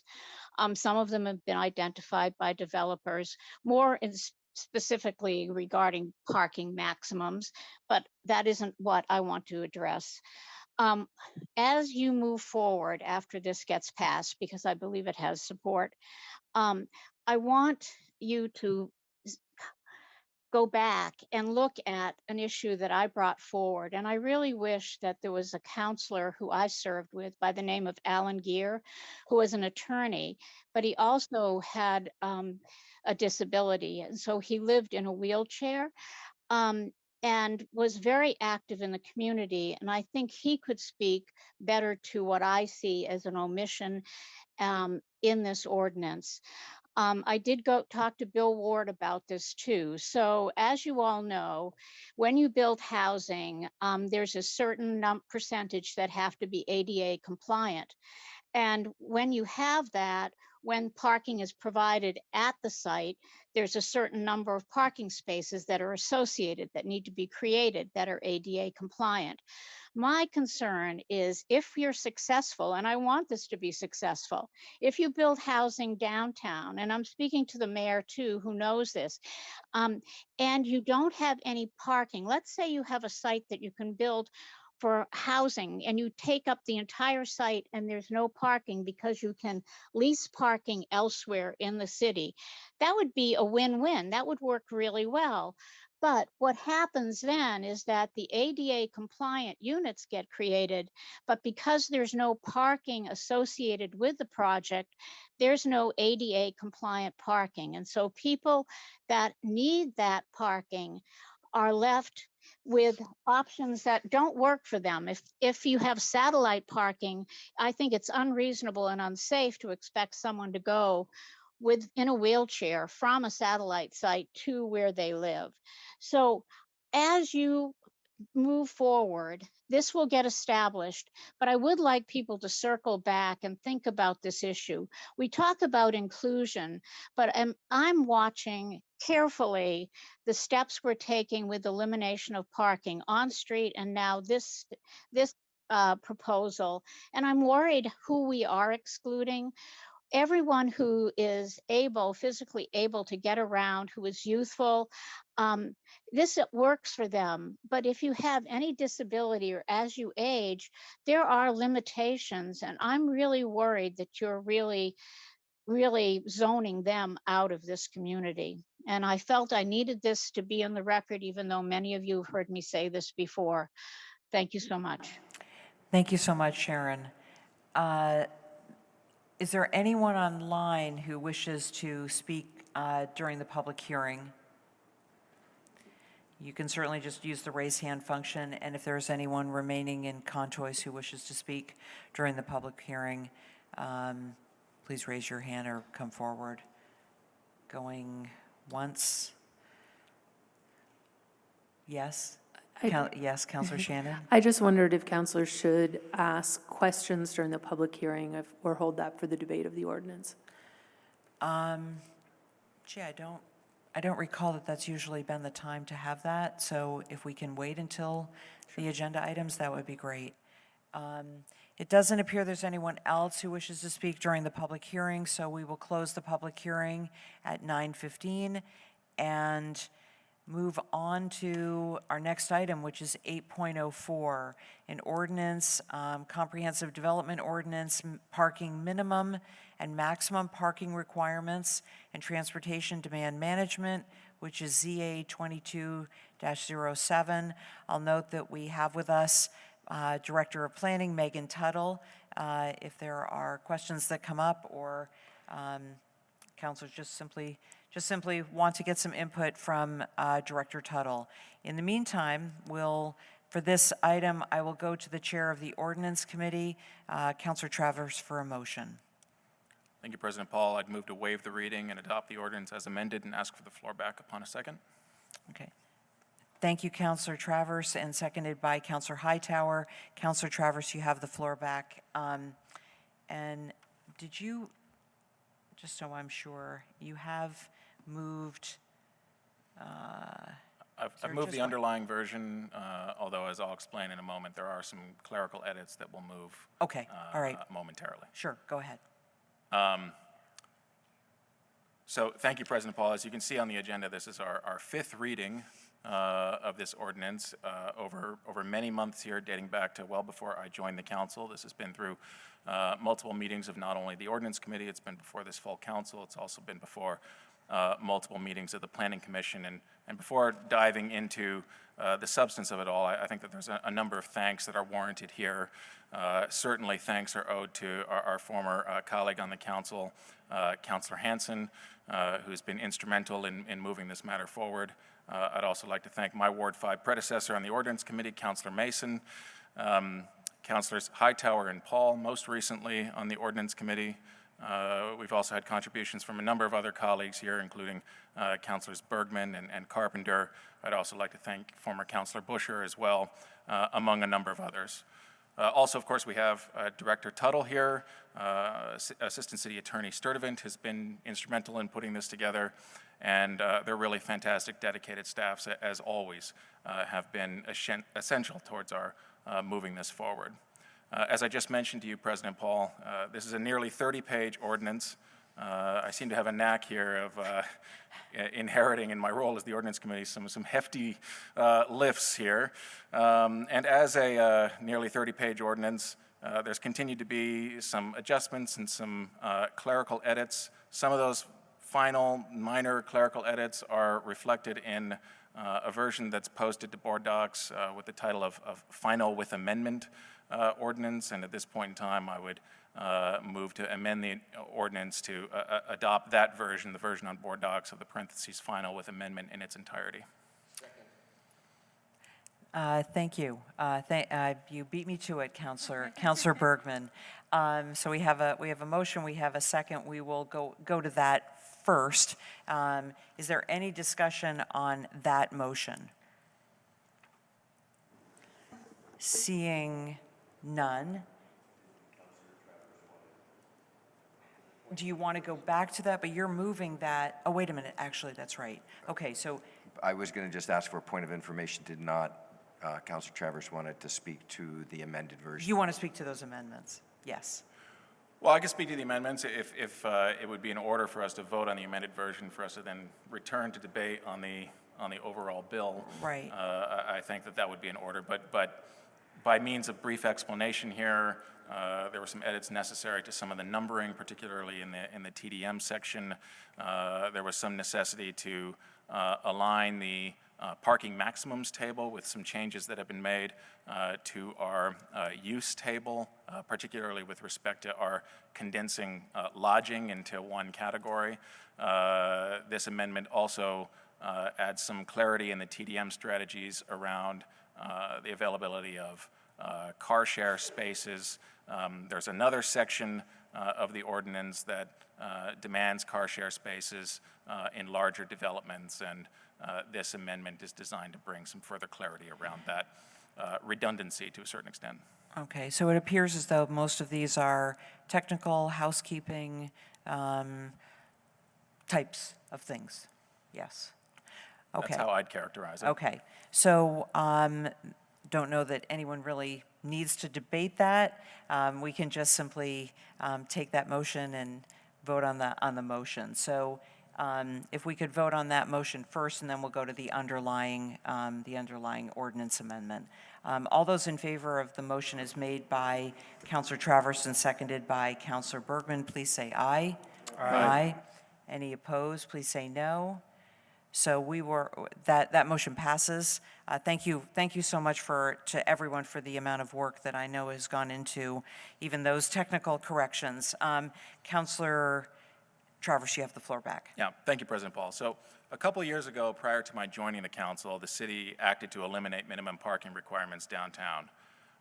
You don't have to look far from City Hall to see cranes now rising over new housing projects along Pine Street and South Champlain, among other proposed development. And these are projects that have taken advantage of our removing parking requirements. The proposal now before the council will extend the elimination of minimum parking requirements citywide. And for those who I've heard express concern about what I view to be an extreme possibility of projects now being developed with zero parking, I say that the elimination of parking requirements does not mean we are eliminating parking. Instead, this forward-thinking move will allow projects more flexibility to build the parking their residents or their employees actually need, as opposed to uniform minimum standards established by this council.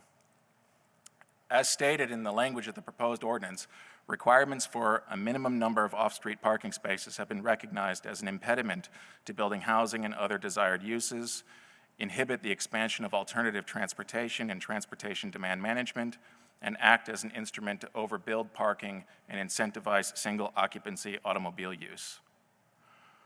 As you've heard from many of the members of the public speaking in favor of this, the proposed ordinance still includes transportation demand management, or TDM, provisions designed to further limit dependency on single occupancy vehicles while promoting increased bus ridership, car share membership, cycling, and other alternative modes of transportation.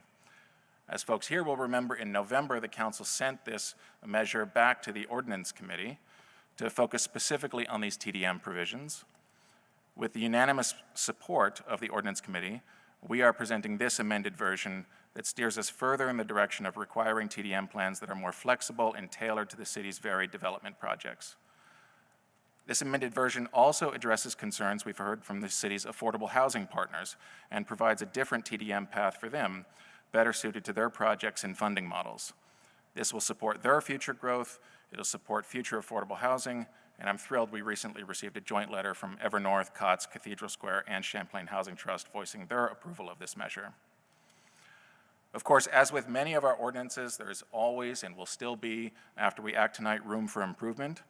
We have Director Tuttle here, and I know she can speak to the city's efforts on, for example, conducting a study that will offer additional suggestions for our TDM plans. I look forward to the results of that study and am committed to our continuing to make progress on TDM even after we take initial steps tonight. For tonight, I'm excited about where we are. I enthusiastically support this measure. I think it's important to note that this is not an experimental measure. We heard in public comment about some other communities that have taken this step, but for the sake of the record, Culver City, California, Raleigh, North Carolina, Hartford, Connecticut, Buffalo, New York, Ann Arbor, Michigan, South Bend, Indiana, Minneapolis, Minnesota, St. Paul, Minnesota, Berkeley, California, Portland, Oregon, Fayetteville, Arkansas. Extensive cross-section there of America. All communities that over the last 5 years, mostly, have acted to eliminate their minimum parking requirements. And I would venture to guess, and know, in fact, I don't have to guess, that if you do a little Googling on what the experience has been in these communities after eliminating minimum parking requirements, you will find that their experience has been the development of a more vibrant downtown, of a more walkable and bikeable city, of a more sustainable community that's also meeting our climate goals. So I believe in putting this measure through, we will still have parking in this city. It's just that we'll have the parking we need. And we'll be meeting that goal and we'll be meeting that need in a way that better addresses our climate and sustainability goals and our ongoing housing crisis. And hope to have the support of my colleagues this evening. Thank you, President Paul. Thank you, Councilor Travers, and thank you as well for all of your work and on this as well to Councilor Hightower, who will speak next. I can't resist speaking on this issue. And so happy to have so many folks, both in the room and online, come to support this issue. Wasn't expecting such an outpouring, but I'm so grateful that you're here, because advocacy matters so much. And I won't reiterate all of the reasons. And it was especially important, I think, to kind of hear all the reasons again why we even put this on the table to talk about to begin with. And so we heard those from you all. I won't reiterate them. But as someone who also does not own a car, and when I thought about buying one recently, found out I couldn't afford it, I empathize with all of those reasons.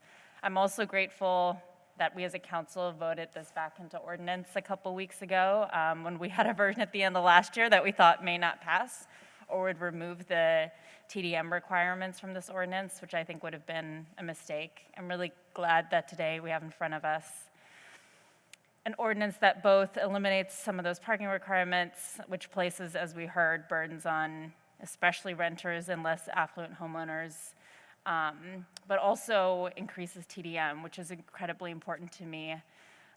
In celebration of some of the owner-occupied car, we've really underinvested in some of the alternative forms of transportation, and I think it's really critical that as we take away some of that cost, we put back some of that reinvestment so that we do have that equity.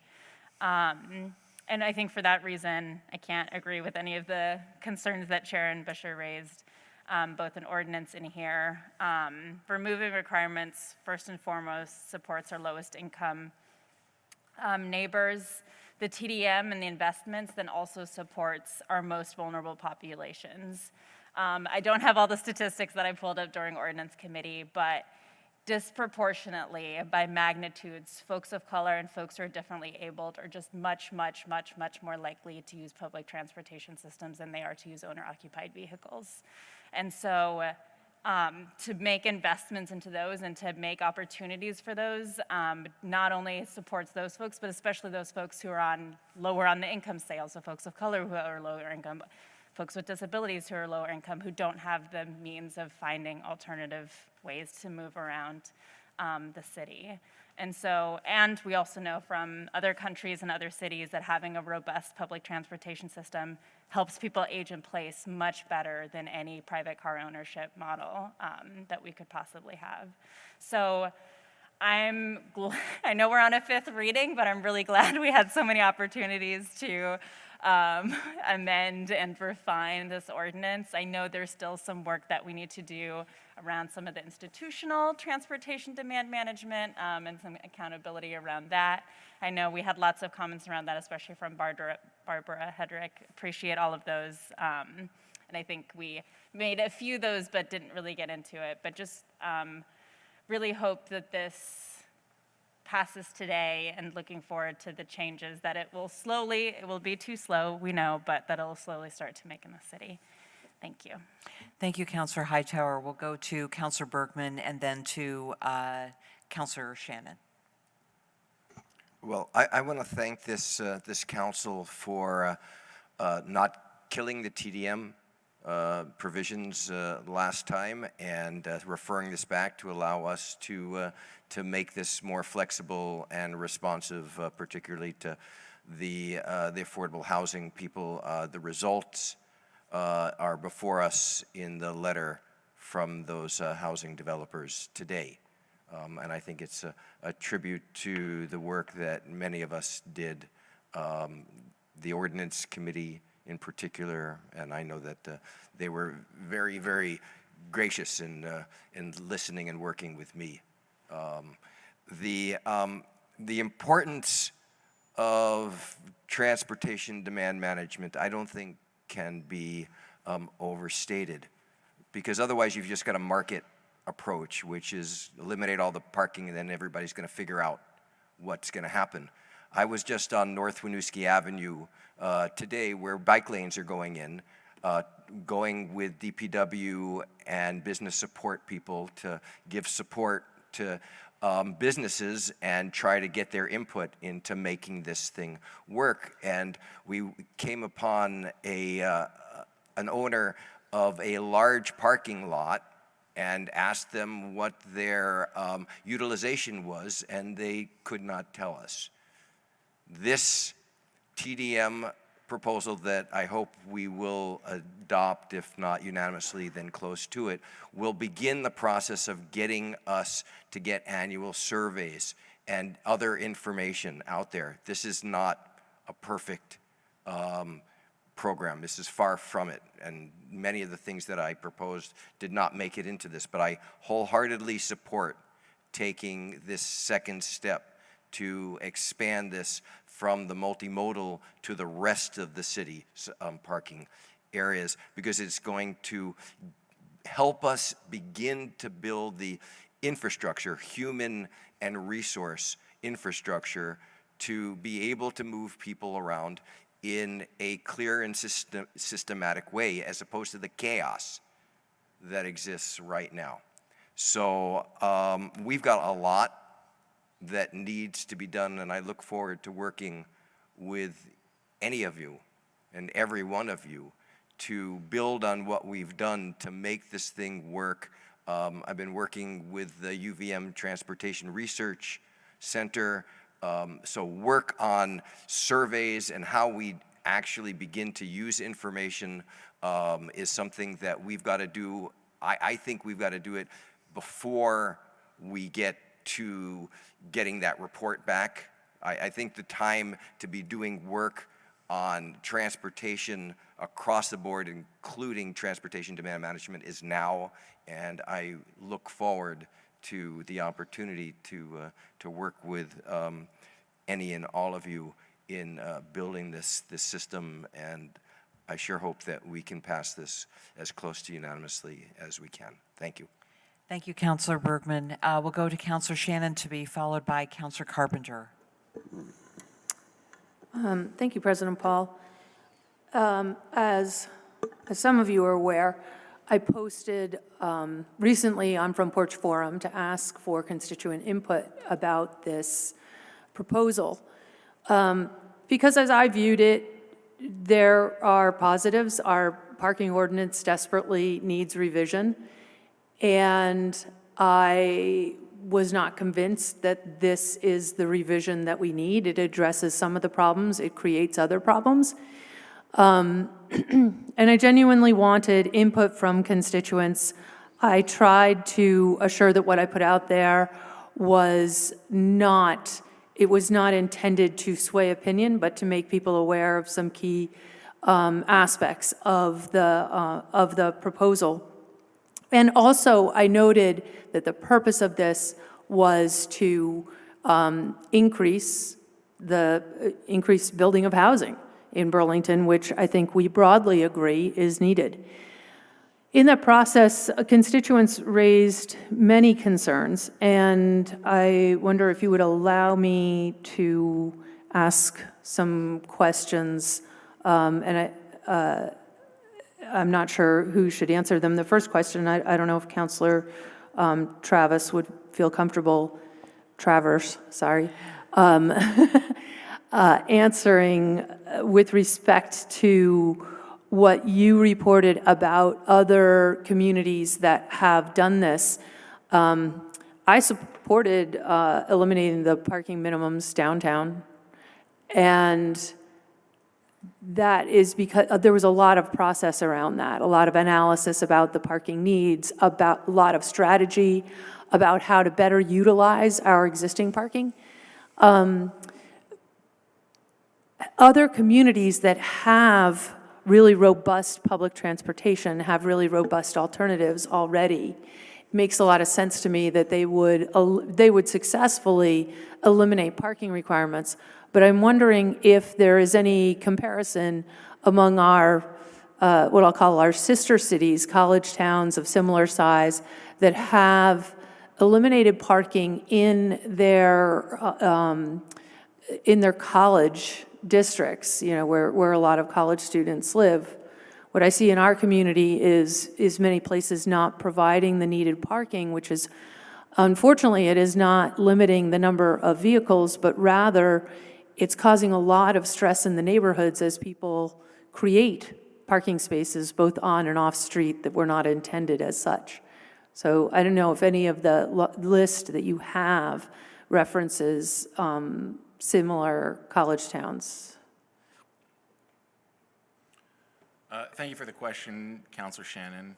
I think that as you look at the list of other communities, and by no means was my list exhaustive, you find communities of different size, you find large municipalities, you find smaller municipalities, you do find a number of other college towns in there. I mean, just looking back at my list here, Ann Arbor, Michigan, home of the University of Michigan, is one of those communities that has eliminated parking minimums. South Bend, Indiana, home of Notre Dame, is one of those communities that have eliminated parking minimums. Raleigh, North Carolina has a number of colleges there as well who have eliminated parking minimums. Director Tuttle, not to put you on the spot with respect to this necessarily one way or another, but I don't know if you're able to speak to your awareness and experience of what other communities, perhaps of similar or comparable size and makeup to Burlington, what their experiences have been with the elimination of parking minimums. Yeah, thank you. I did look into this question after Councilor Shannon shared it with me this afternoon, both in terms of looking for just what I would call peer communities in terms of approaches that they've taken to their parking policies, as well as other communities that I would describe as being more rural in nature. And so I think it sounds like many of the communities that Councilor Traverse mentioned are ones that have been on our radar. Of course, in the headlines, we always hear of big cities that have robust or seemingly robust transit systems as being on the top of the list of places that are getting press for their parking reform. Certainly places like San Francisco, Minneapolis are large cities that have completely eliminated minimum parking requirements for all uses in their cities. But in scanning the map of communities that have embraced parking reform, I also found communities more close to home, like Dover, New Hampshire, which is a community of 32,000 just over the border, does not have any minimum parking requirements and does have parking maximums. I can't speak to their experience with transit in Dover. But even smaller communities that are sometimes termed as destination communities, like Hudson, New York, and the Catskills, and Saranac Lake and the Adirondacks, both are communities of only about 6,000 people that see a lot of tourism and visitors to their communities that have eliminated minimum requirements. And I even found a community, Calumet, Michigan, in the Upper Peninsula, 600 people. They have replaced their minimums with maximums. So I think we're seeing that this approach is being embraced by communities of all sizes in all kinds of contexts. And I would add to the couple college communities that Councilor Traverse mentioned, Cambridge, Massachusetts just made the news in the last 6 months for eliminating minimum requirements citywide. That's a little closer to home for us. I found a number of examples of communities where they may not have eliminated minimums citywide, but did eliminate parking requirements in significant ways in some parts of their community. So both Champaign, Illinois, which is the home of the University of Illinois, and Eugene, Oregon, home of U of Oregon, have eliminated minimums both in their downtowns as well as in the districts surrounding their campuses. They've also lowered the minimum parking limits in the rest of their cities as well. And I also found an example, Norman, Oklahoma, a pretty small, otherwise rural community. About a third of their population is college students, and they have removed minimums for everything except for single-family homes and fraternities. So the type of multifamily scale and commercial developments that we are often talking about when we talk about the benefits of parking, eliminating minimums, is the policy change that they've made as well. Okay, thank you. That's helpful, but I wish that we had done a comparison to better understand the granularity of these decisions. And that is something that we did prior to eliminating our parking requirements downtown. We did an excellent analysis we did an inventory of the parking that we had, and we came up with strategies to better utilize the parking that we had. We have not done that yet as we extend this beyond our multimodal transit district. My concerns after hearing from, I've posted twice actually, I'm from Porch Forum and heard from well over 100 constituents who are the vast majority are opposed to this at this time. We have several counselors at the table met with immigrant parents at King Street, and their number one complaint was their lack of parking and the impact that that had on their lives. We have not heard support for this from developers who will build housing, and that seems to be the driving force behind it, that developers will build more housing because of this ordinance, but we haven't actually heard that. I have heard concerns from developers about this, as we all have. The nonprofit developers who will build affordable housing in our community did send a letter, but it was not in support of this ordinance. The letter that they sent was in support of the change to the ordinance that exempted them from these requirements. I have heard concerns from a bike transportation expert who is concerned that if we eliminate all of the parking, it's a big challenge to get bike lanes in this community. There's a lot of pushback around that. And while this person was supportive of eliminating parking in some cases, they did not feel that the blanket policy was going to be the best policy, because in areas where you're trying to put in bike lanes, especially there, you need off-street parking so that you can take away the on-street parking and still offer people alternatives. Tenants all over the city are struggling to find parking.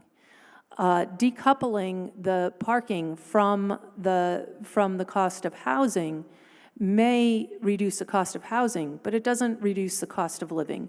85% of our households in the city do own a car, and as many of us are trying to reduce the miles that we drive with that car, because I think we are all concerned with climate change, when we're not driving the car, it is parked, and it needs to have a place to park, and I haven't seen any plan as to where people will put them.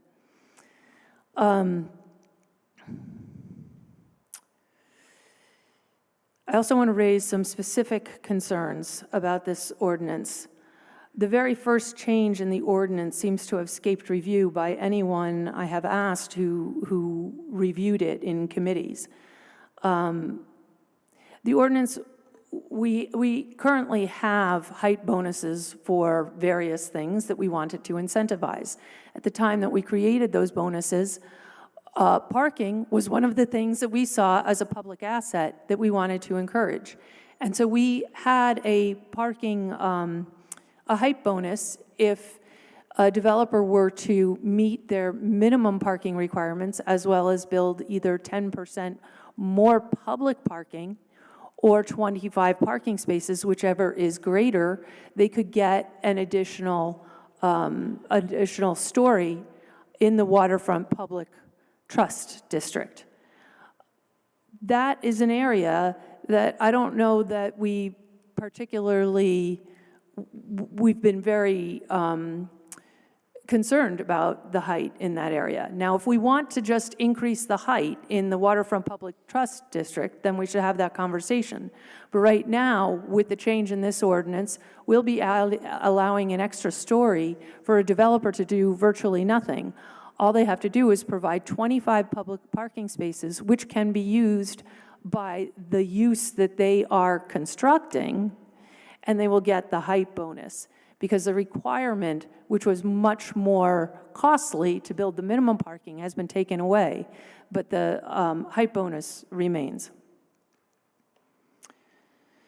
Parking maximums have both increased meaningfully and decreased meaningfully because there was a decision to round the base number, which is the parking rate, like 1 space per unit. When that got rounded, when that is multiplied, in some cases, that will result in a parking maximum that's equivalent to what the parking minimum used to be. In other cases, it will be expanded beyond what the previous maximums were. But I don't know that that was carefully reviewed. I'm concerned that there are no handicap parking requirements, no handicap spaces that are required to be built. We're not just eliminating parking requirements for housing, but we're eliminating parking requirements for every other use as well, including lodging, which can compete with residents who have cars, compete for the parking on the street. Existing parking that was previously required by permit could be eliminated by this ordinance, and I've heard many people say we're not eliminating parking, but in fact, yes, we may be eliminating parking. People will no longer be required to maintain the parking that they have.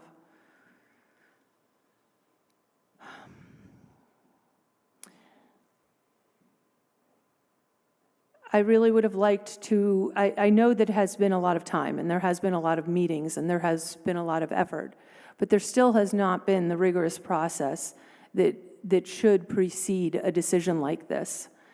And I realize I'm probably the only person at this table who's going to vote against this ordinance, but I think at the very least, having heard from a vast majority of my constituents, their opposition to this, I think they at least deserve a voice here.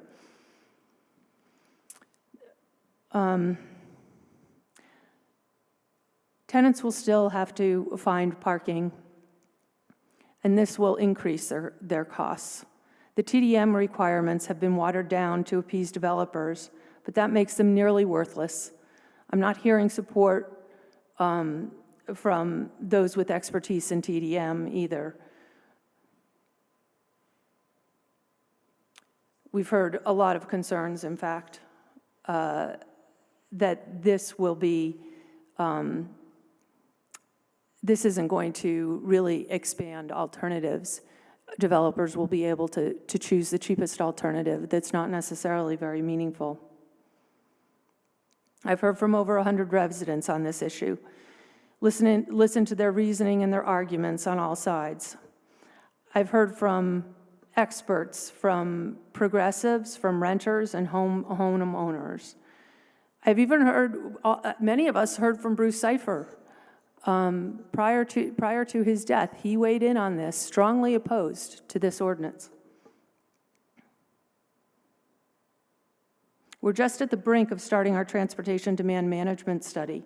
We should revisit this when that is complete, and we learn more about how to effectively offer alternatives that address the transportation needs of our community. I and many others could be persuaded to eliminate parking minimums, but we should not be eliminating parking minimums, both past and present, without a plan. We need to reform our parking ordinance. We need to have a plan for where people park cars, analyze the costs, or come up with a plan to get them out of their cars, which we do not have. No parking and diminished public transit, which we heard tonight, is not a plan for getting people to work, to doctors' offices, and to daycare. Low-income families and workers will be the most negatively impacted by this policy. Thank you. Thank you, Councilor Shannon. We'll go to Councilor Carpenter.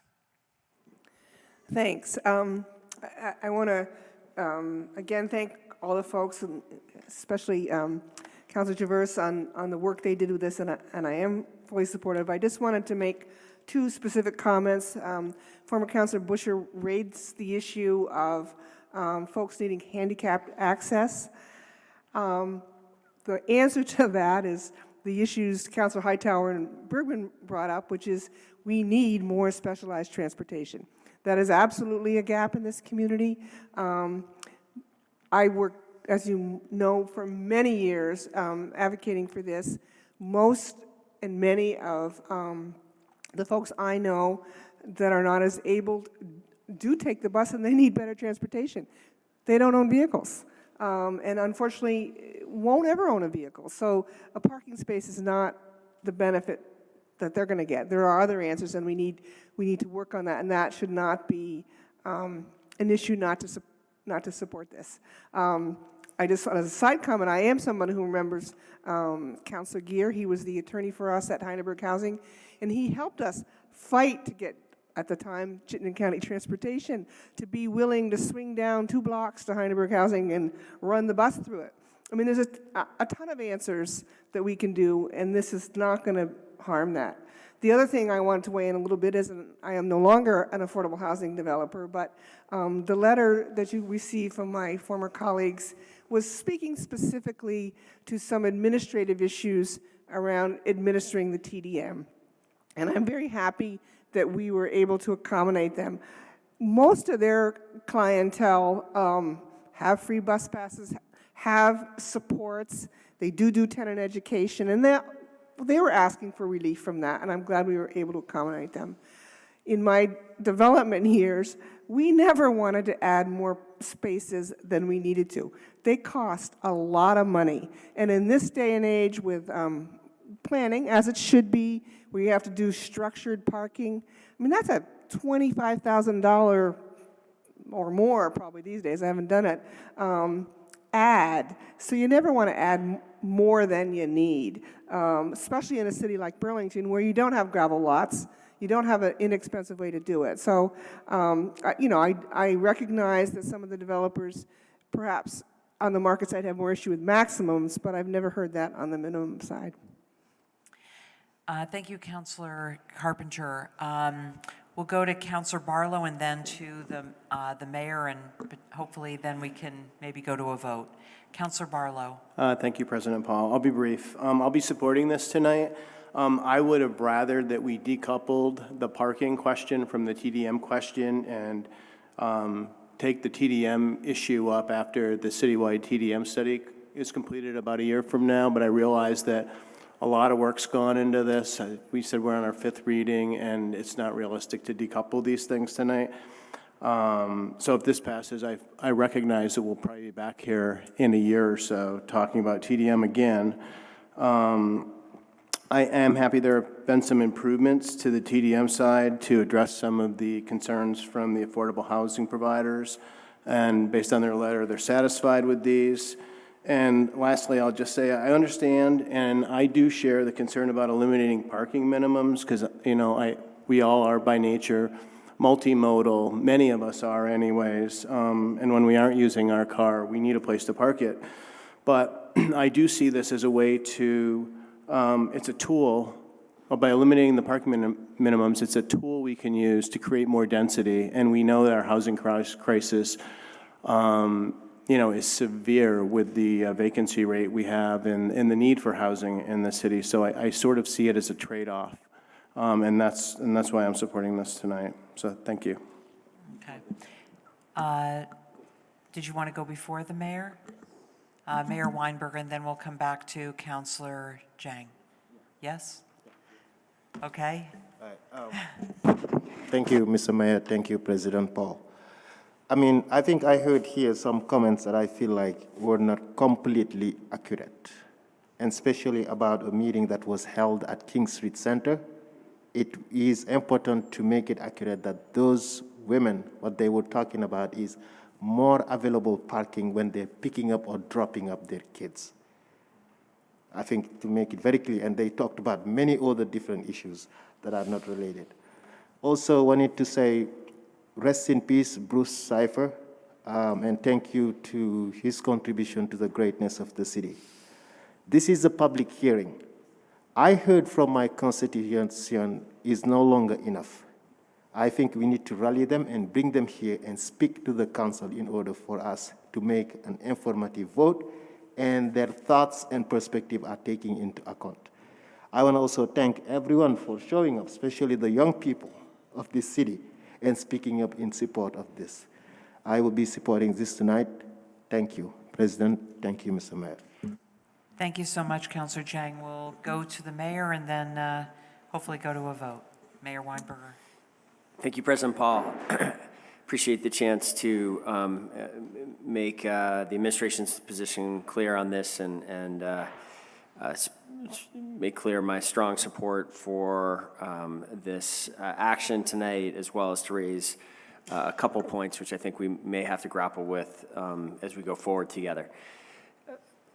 So I think I misspoke earlier when I said that we brought forward a attempt to eliminate parking minimums citywide in 2012. I actually think it was in 2014 or early 2015 after we held a parking summit in mid-2014 where this was one of the major strategies talked about and discussed. And I think one of the things we talked about back then was that unnecessary parking can easily raise the cost of housing 20 or 30%. And that's a huge number when we are in a community that's so housing pressured and which has such affordability challenges as we do. I think this is a very significant action that we're doing tonight. I appreciate Councilor Travers's point that we are starting to see the benefits now as we speak. I've never seen so many cranes in the city, as you can see right now, and some of that is definitely tied to the changes we made in the downtown. And I hope this leads to a similar support for infill development citywide, not in the downtown or transportation corridors, but citywide. I don't think the concerns that have been raised, I think, Councilor, the concerns that are raised that this may, in some places in the city, result over time, incrementally, eventually, in greater parking challenges in certain parts of the city is true. There will be greater challenges, and that will potentially, but what I'm confident of is that we have the tools as individual households, as neighborhoods, as a city to respond to those site-specific challenges as they come up. We have the ability to we have a residential parking regime, quite robust regime, that as new neighborhoods face additional parking challenges can be used to address elements of that.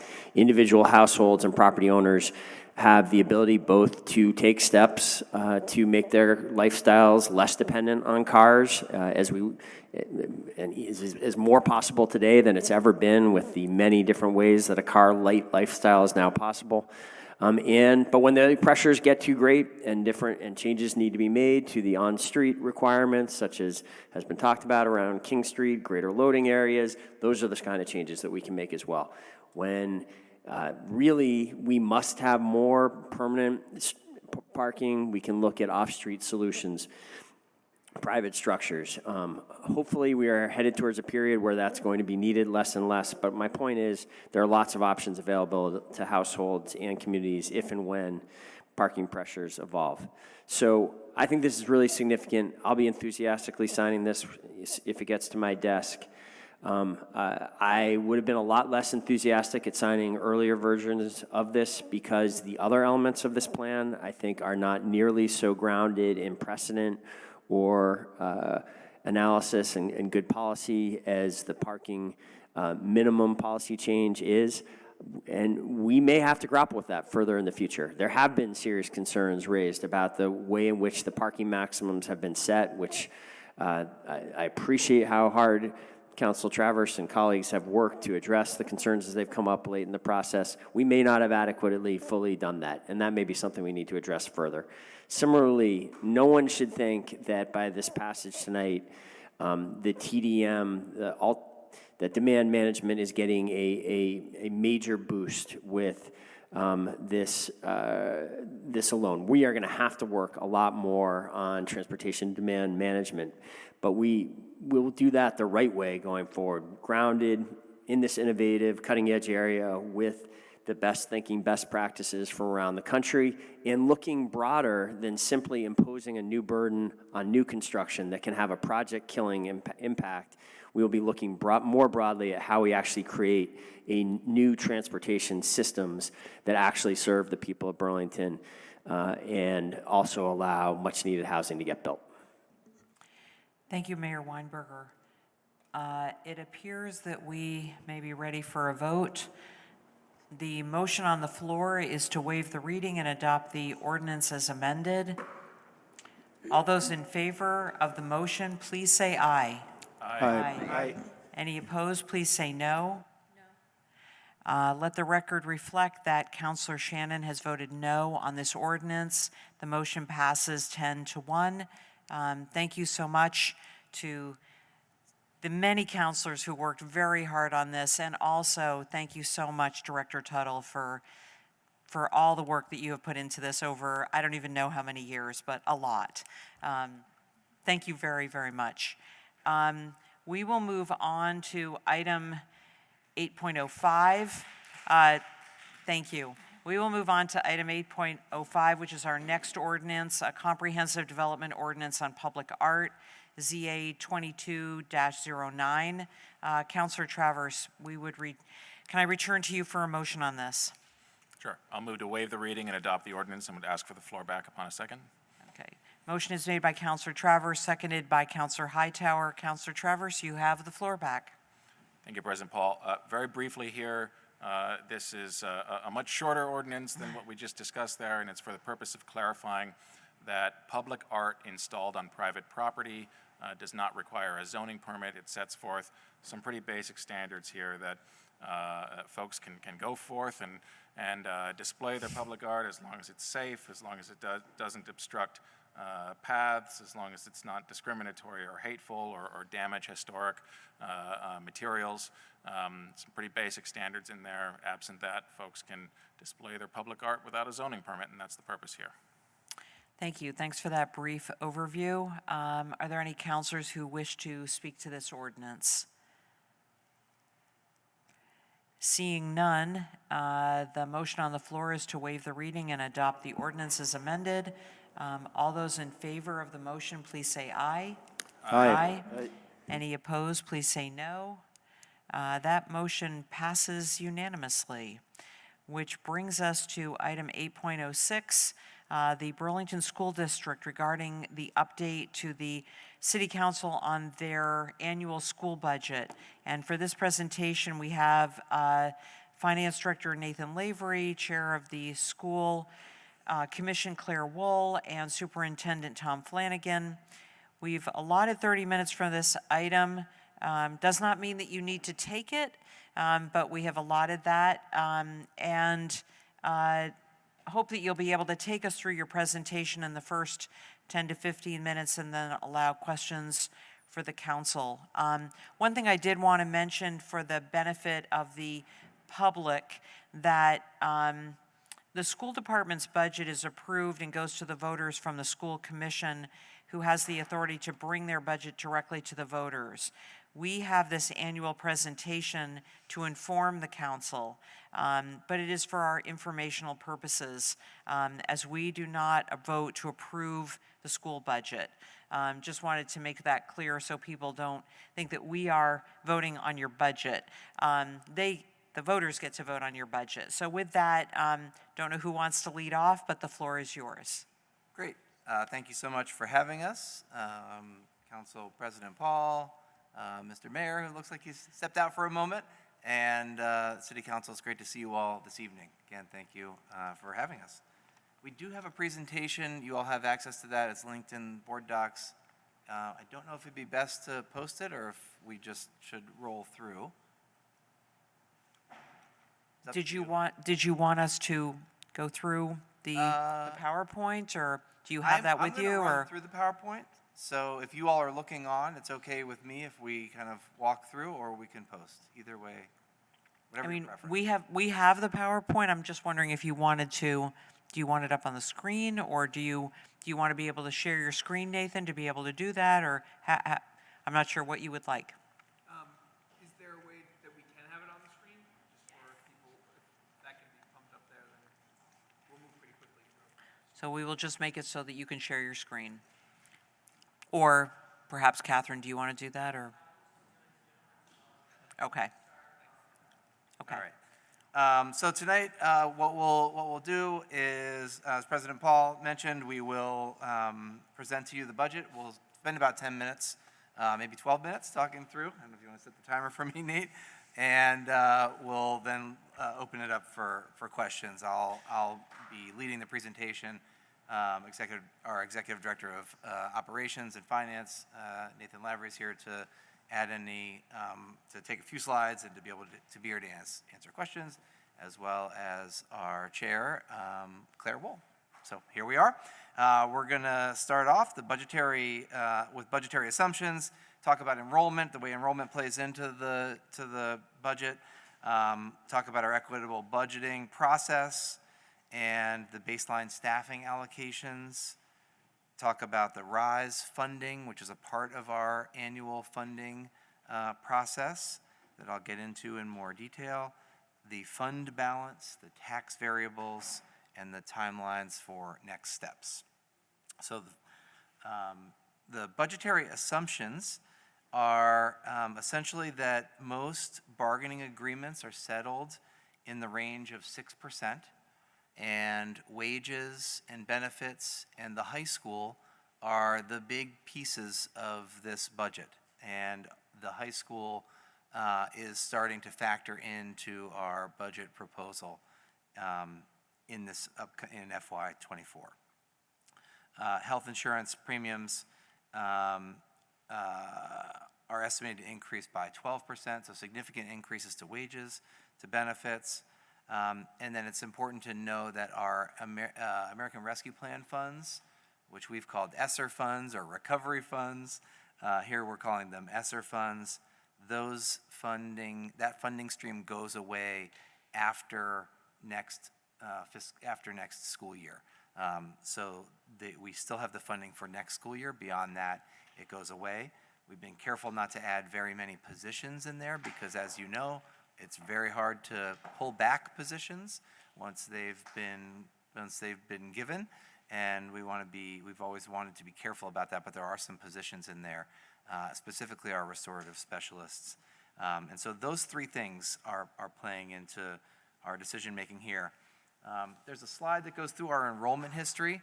It's just important to know what our enrollment looks like and over time, and we've been seeing a kind of a steady decline in enrollment, not huge declines in enrollment. Our enrollment is still robust generally. Our schools are still full. We've been backfilling what you're not seeing here with pre-K classrooms, so we've been able to balance some enrollment decline at the elementary school, K-5. With pre-K, we now have pre-K in every one of our elementary schools, which was a huge step that we've taken in the past 2 years. And we essentially have, there's a specific definition for universal pre-K, but we essentially have a universal pre-K in that everyone who would like, we don't have any open, everyone who wants pre-K has access to pre-K at this point. So we're very proud of that and excited about that. You can see the BHS high school enrollment, middle school enrollment, relatively stable, but generally there's been somewhat of a kind of steady decline in enrollment. And that's important because our enrollment matches our staffing, right? And those two things are aligned. And so if the enrollment is going in a downward trend, then it's important that our staffing match that. And so you're going to see some of that tonight. 2 years ago, if we go to the next slide, we began the process of building an equitable budgeting model that ensured that schools got a robust base allocation of staffing, and then on top of that, that they received an allocation that incorporated our weighted pupil funding, which was not approved by the state at that point, but now is approved by the state. So we used the specific weighting. We're excited about that too. A specific weighting for that RISE allocation, which stands for Recognizing Injustice and Seeking Equity. And we'll talk a little bit more about that in a few minutes. When we developed that model, we did it with significant input from our community. We heard from over 450 students, family members, staff, and community. You can kind of see who we heard from under the community survey slide there. We were really very pleased by the feedback we got and the amount of feedback and the feedback that really represented our city. So we were very excited about that back when we did this in 2020, 2021. And the community survey told us a number of things. The thing that really stands out to us on the next slide there is that 72% of all respondents, including 79% of BSD staff, strongly agree that resources should be allocated in a way that supports the students who need them most, even if it means reducing the resources at their schools. So it shows that our community, similar to the percentage that voted for BHS BTC in the 70s, in the mid to high 70s, is saying that resources should go where the need is. And so that's been a part of our process in our budgeting. The next slide shows what they prioritized. You can see what people prioritized. Again, this is back in 2020, 2021. And we'll skip ahead to the proposed model, which I mentioned earlier. And that proposed model has those three things that I mentioned earlier, which is a solid baseline staffing model that provides each school with its core staffing and using a staff to student ratios.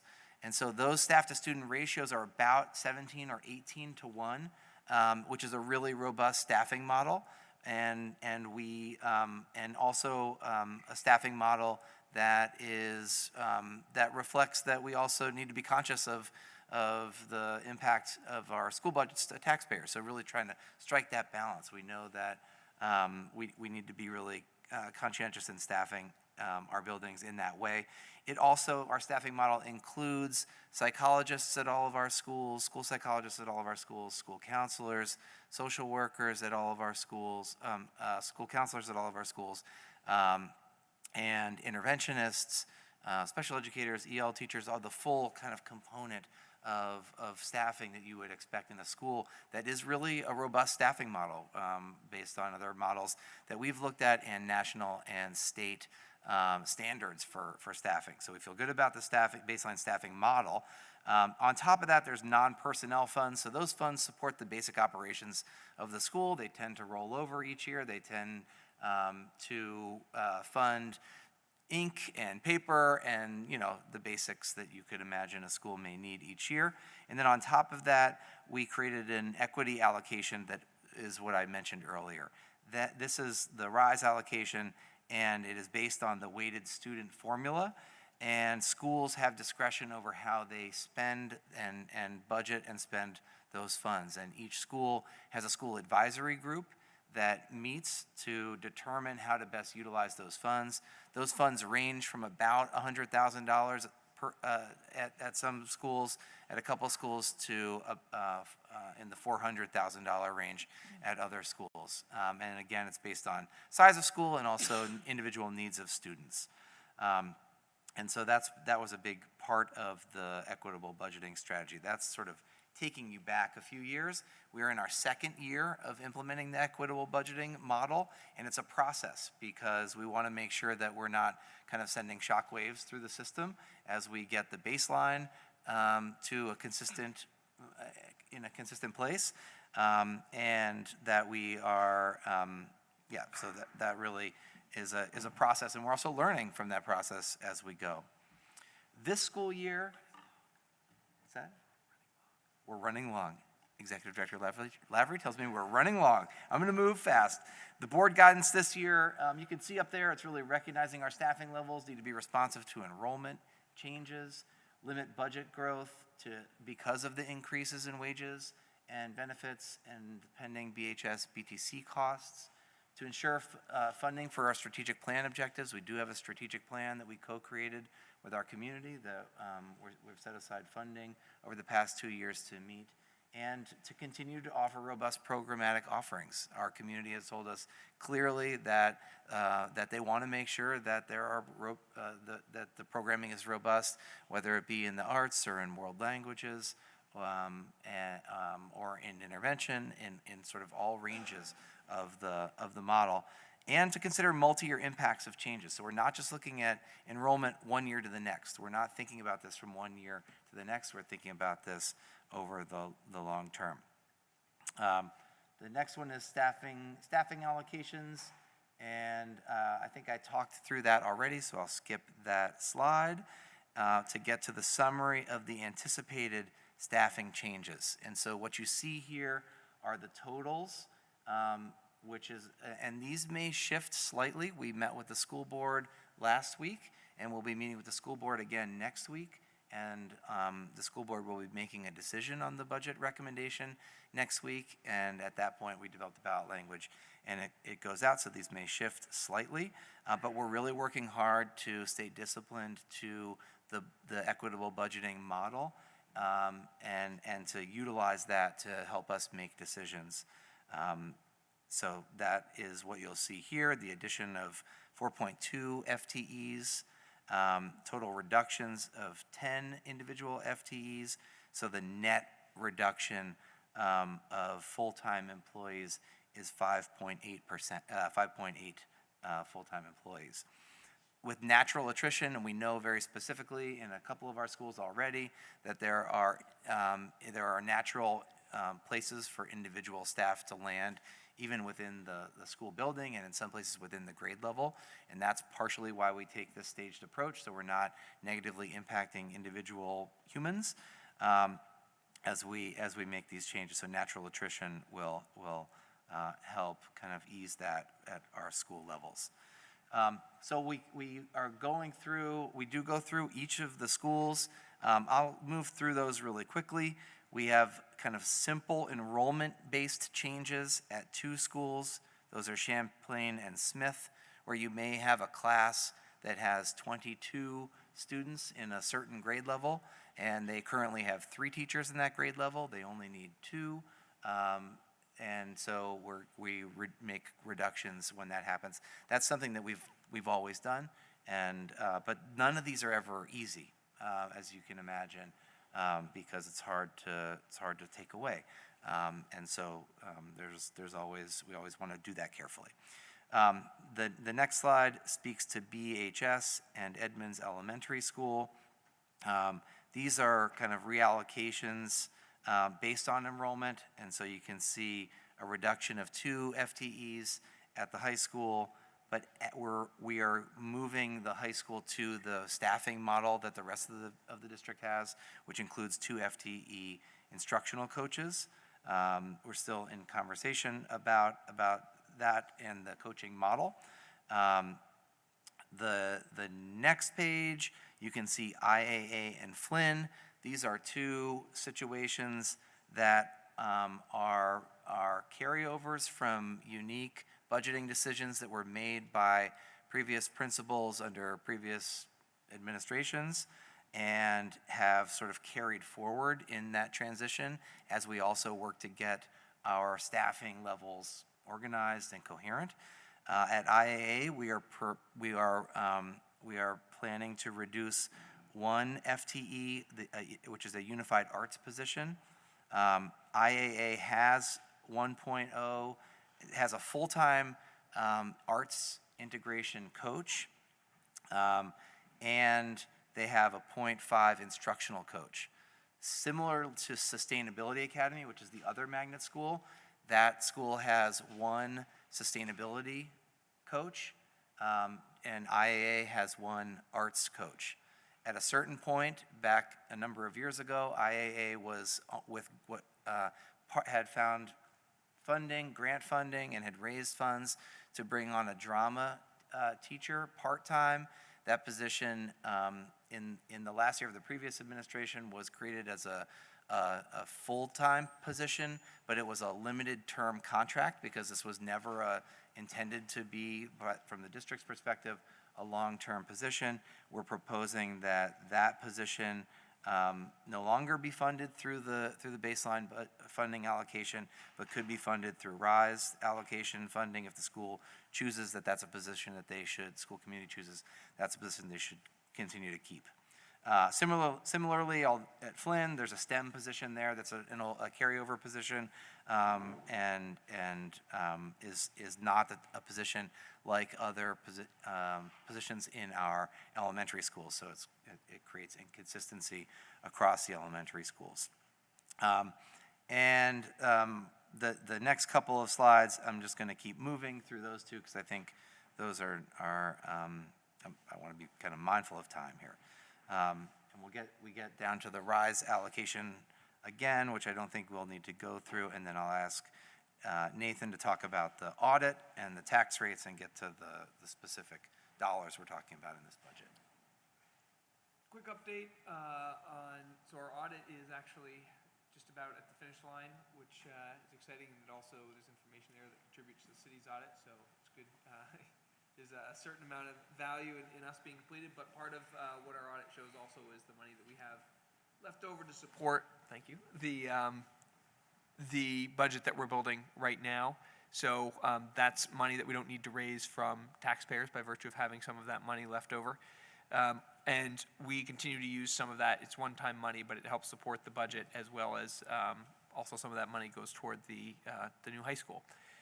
So I'll skip ahead. There's a slide that defines the tax variables, but I'm going to go right to the numbers slide and what they show. There's 4 key variables. Those who have seen these presentations before know that in terms of district management, we really only control one of those. That's the spending variable, the first one on the list there.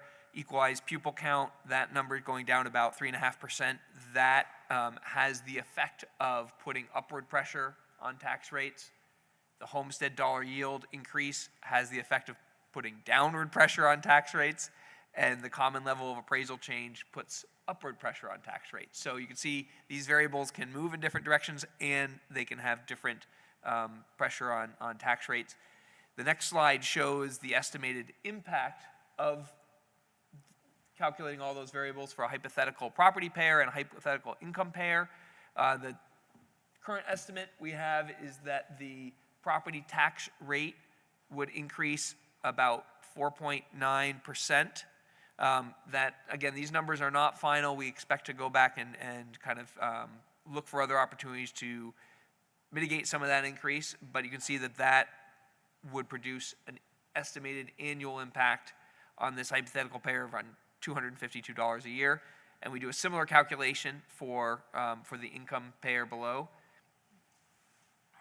And on the next slide, we again reiterate some of the factors that are really driving the increase, but the point that I wanted to linger on for a moment here is, and really, I would say, hopefully make clear to you folks, because I'm sure you'll get some questions from your constituents about this, is that of our projected tax rate increase, and again, it may change, and we'll finalize the numbers when the board has made the final decision, but about 2.75% or so percentage points of that 4.91% increase is the impact of beginning to assume some of the debt service associated with the high school.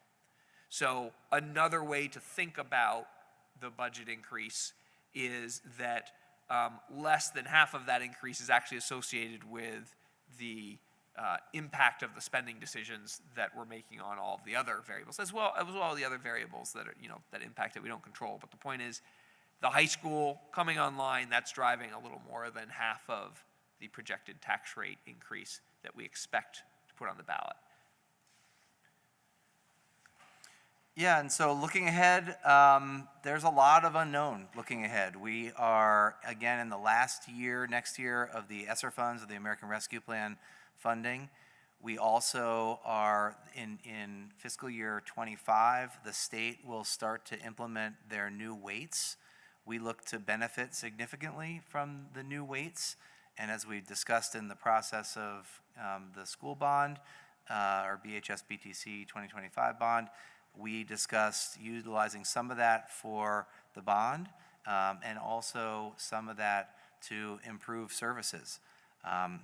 And so we're anticipating that. There's also another variable in play, which is the special education block grant. So the state is changing the way they're funding special education at this time as well. And we are in many ways, we can do some projecting here, but there are a lot of unknowns as we head into next fiscal year. And so we are really working to be as conservative as we can this year, not adding any major new initiatives in this budget, and working to make reductions where we think it's feasible. And so that's the strategy. And next steps, we've got the city council, obviously we're with you tonight, school board meeting on the 17th, and town meeting day on the 7th. Thank you so much for your presentation. The floor is open for questions and comments from the council. Councilor Hightower to be followed by Councilor Bergman, Brandt, and Barlow. This sounds like a painful process. Thanks for walking us through it and doing that work. I'm going to kind of start at the beginning with the assumptions, which is the reduction in enrollment.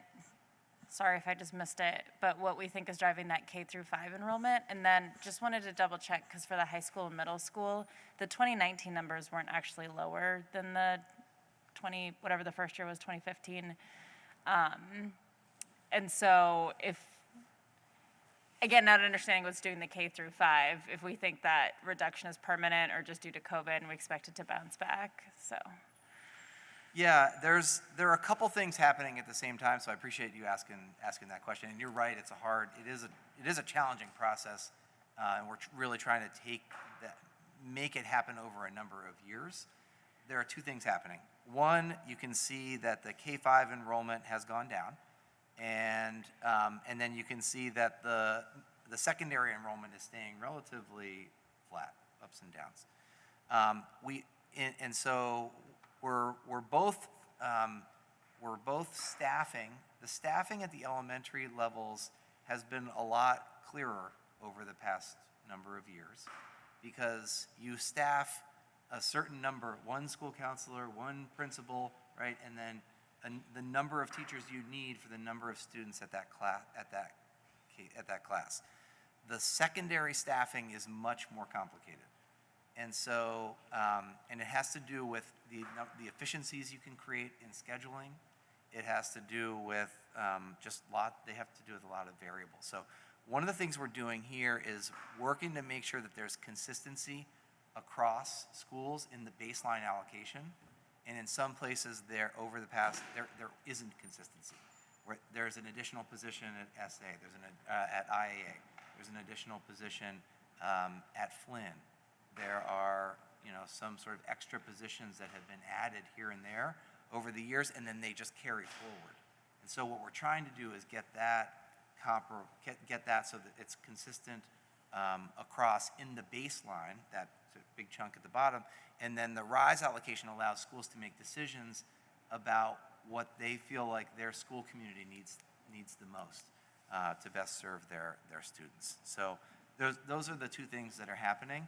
The elementary decline is we are seeing in a couple of places, but we are still seeing really robust levels of enrollment in a number of our schools. We don't have lots of empty classrooms in our schools. We have kind of decent size classrooms. We've been able to add the pre-K classrooms. So our schools are still very healthy, the elementary schools. And I hope that, once people, I think there are a number of factors that are leading to sort of that general decline in enrollment over the past 10 years that we should be thinking about pretty seriously as a district and as a city, but that's the trend. Great, and then, sorry, just one more, just trying to understand. Are there just alternatives more in the K through 5? Like, how are we seeing that much of a decrease without it affecting the middle school? And then I had one more question, but I'll just leave that? Yeah, so I think we do have students coming and going throughout the school year, and I think that it shows that there's some level of desire to be in the middle schools and in the high school over the years that has kept, there is school choice, that's a kind of a small number that plays into these numbers. But yeah, I'm not exactly sure why we see that level of decline at the elementary school yet, and why we're not seeing it at the high school. Okay, and then my second question was around the bar graph that you showed in terms of like what people's priorities were. The number one was like teacher retention and things like that. And so I don't really need an answer to this. I guess it's more of just a philosophical question around how these staffing cuts are gonna impact that retention and folks like morale and wanting to I guess if you feel like that first statement that you made, or one of the statements that you made around people being like, make the cuts that we need to make regardless for like the health of the school district, if that is kind of feeding into that and people actually feel fine about that, or if it's gonna be a big kind of culture problem for us in a couple of years. I think that anytime you propose reductions, it causes stress in the system. And so we need to acknowledge that, recognize that, and that's why last year we found savings in tightening up some of the operational parts of the district. We're at the point now where we're really working to tighten up the baseline. And so I think, to me, it's very logical what we're doing. And if people see that staffing is aligned to enrollment, and that when we make shifts in staffing or reductions in staffing, we do it in a really thoughtful way that in every way possible works to keep our employees in our district, that there is a way to do it that sort of reduces the anxiety that comes, that is natural when there are reductions. But we do have a couple of cases last year where we reduced a classroom at a school, and a couple of teachers who did not end up staying at that school moved to other schools in the district and are doing really well in those schools. So that can and does happen. We do have really great staff. We have amazing educators in our district, better than I've seen in other districts that I've been in. And while we have work to improve, always, each of us, we have really great educators. This is not about individual people, right? But it does impact individual people. And so we want to do everything we can to keep all of the great educators that we have. So I think it's a hard question to answer. I know you said you don't necessarily need an answer, but it has an impact, and I think it's the responsible and logical thing for us to do to make sure that our enrollment is matching, our staffing is matching our enrollment. Thank you. Thank you, Councilor Hightower. We'll go to Councilor Berkman, then Brandt, and then Barlow. Well, you missed a very compelling couple of presentations by some kids from my neighborhood school. I'm going to keep calling it H.O. Wheeler, but just to show my age. But the Arts Academy. And, it's striking when I look at the community survey and I see up there very, significant number of people talking about providing high quality special programs such as art, music, and world languages as being a high priority. So the question I have for you is, how are you going to keep the drama program at IAA if you're going to be cutting that teacher? Yeah, so it's important to note that the IAA, the drama teacher was not a part of the original design of the magnet. Understood. It was funded through grant funds, originally part-time, became full-time, and currently is a limited term contract, which means it's not a full-time educator position in our district. And the idea of integrated arts is that the arts are integrated into day-to-day instruction. There's an arts coach there to be able to provide that. and there are skilled educators there who can also provide that level of support and integrate art, drama into their day-to-day work. That takes skill and is not easy. And IAA would like to keep this position, or many of the people that we are hearing from Integrated Arts Academy. But that's part of the process here, because and we've built in for that, right? With the RISE allocation, we've allowed school communities to make decisions about the level of programming that they feel they most need. So they may say, actually, we can make do with the drama piece of our program, in another way through partnerships. We have robust partnerships, or we need that, right? And so that's a decision that the school community can still make. But what we're saying here clearly is that it's not a part of the base funding that was ever envisioned for the school, and that's the hard part.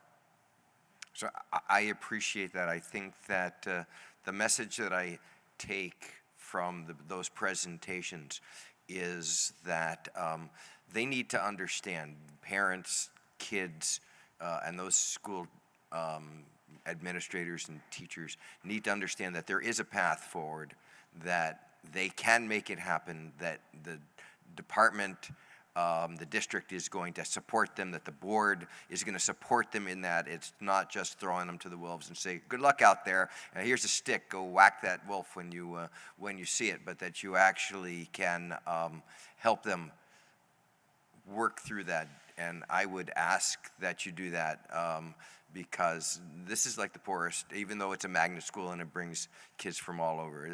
This neighborhood's the poorest in the city, widespread, and those kids really need to have this. And the magnet school has been great for this community, and we need to keep as full a range of arts there. So don't leave them out there all on their own. And we agree with that. I mean, we were at the PTO. Nate was at the PTO meeting tonight with Principal Scheit, and truly the magnet schools are impressive.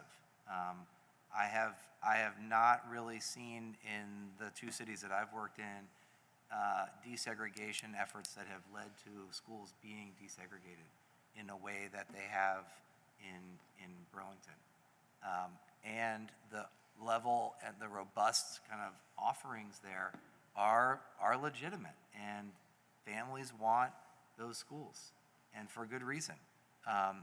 My kids are at a different school, and that's a great school too. But we have sixth grade elementary schools, honestly, and I think it's important to note that our school communities look a lot more alike than they did years ago. And so a lot of times people will go back to that, thinking that IAA is the school that has the highest level of need, and that's not necessarily the case anymore.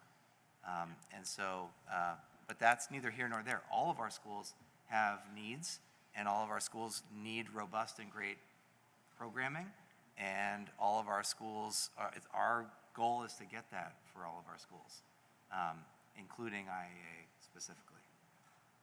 So I hear a commitment to help them beat off the wolves and make this happen. So thank you. Thank you, Councilor Bergman. We will go to Councilor Brandt, to be followed by Barlow, Carpenter, and Jang. Yes, thank you. Go ahead. Superintendent, I just wanted to say that your outstanding leadership during the pandemic made a huge difference for so many families and so many children. And I think it really helped so many faculty members too. Staff burnout is a real problem, and your leadership was just amazing. And I witnessed it firsthand, and Chairwoman Wool as well, on the school board. So, so much has been going on with the high school as well. But having that kind of stable leadership was enormously positive for the entire community. My children did start out at IAA, and I strongly suggest keeping a drama position. But the schools are thriving, the kids are doing well, and I do think we really need to make sure that the faculty has resources for mental health, help with maybe paras that move from classroom to classroom to prevent burnout, which is very real. Thank you. Thank you, Councilor Brandt. We will go to Councilor Barlow. Thank you, President Paul. I have an easy question to start with. I didn't hear exactly what you said, but what does RISE stand for? Recognizing injustice and seeking equity. Okay, thank you. You answered one of my questions, which was around the percentage of the increase that was actually part of the increased debt service that'll come as part of the high school project, and that's in line with what was projected when you did you had the impact statements that you circulated prior to the bond vote? Yeah, yes, that's right. And we relied on a lot of the same assumptions. So give or take, it's right in the same ballpark. But it's important to understand that the other variables in the equation change that, right? It's still spending that's subject to the impacts of all those other variables in the equation. Right. No, I understand that. But I just wanted to make sure we're still on track with the right amount of debt service as it comes online as it was modeled when it was discussed with voters prior to the bond. And the other question related to that is, are the borrowing costs still within the estimates you used to create the tax impacts back during the bond vote? Yeah, I mean, presumably you're talking about kind of the interest rate environment and so forth, and that's something that I've had conversations certainly with Rich Goodwin, who I'm sure you all know, and so forth. And I think there's no doubt that kind of interest rate levels generally have increased from when we started projecting those costs. But there are other factors as well that may impact, how we proceed with the borrowing, including considering going for a longer term. You may recall that we modeled a 20-year bond at the time, which seemed, when we started, most favorable. I'd say the pendulum has swung in a sense, and that I think if Rich were here too, I won't speak for him, but I know the last time I spoke with Rich, he said 30 years probably makes more sense now. And we'll have that discussion again when we get to the point of doing that. The first kind of tier of borrowing, we won't actually be making that kind of long-term commitment. We'll probably be making a one-year commitment and then a year later converting it. But in any event, so there are other opportunities as well in terms of how the bonds are priced to potentially reduce the amount of borrowing that we need to do. As to say the amount of actual of the city's debt that is incurred. So more to come on that. I think rising rates, generally speaking, aren't good, but we're not at a point now where we're concerned that there's going to be a significant change in the projected costs. Okay, thank you. That's all I have.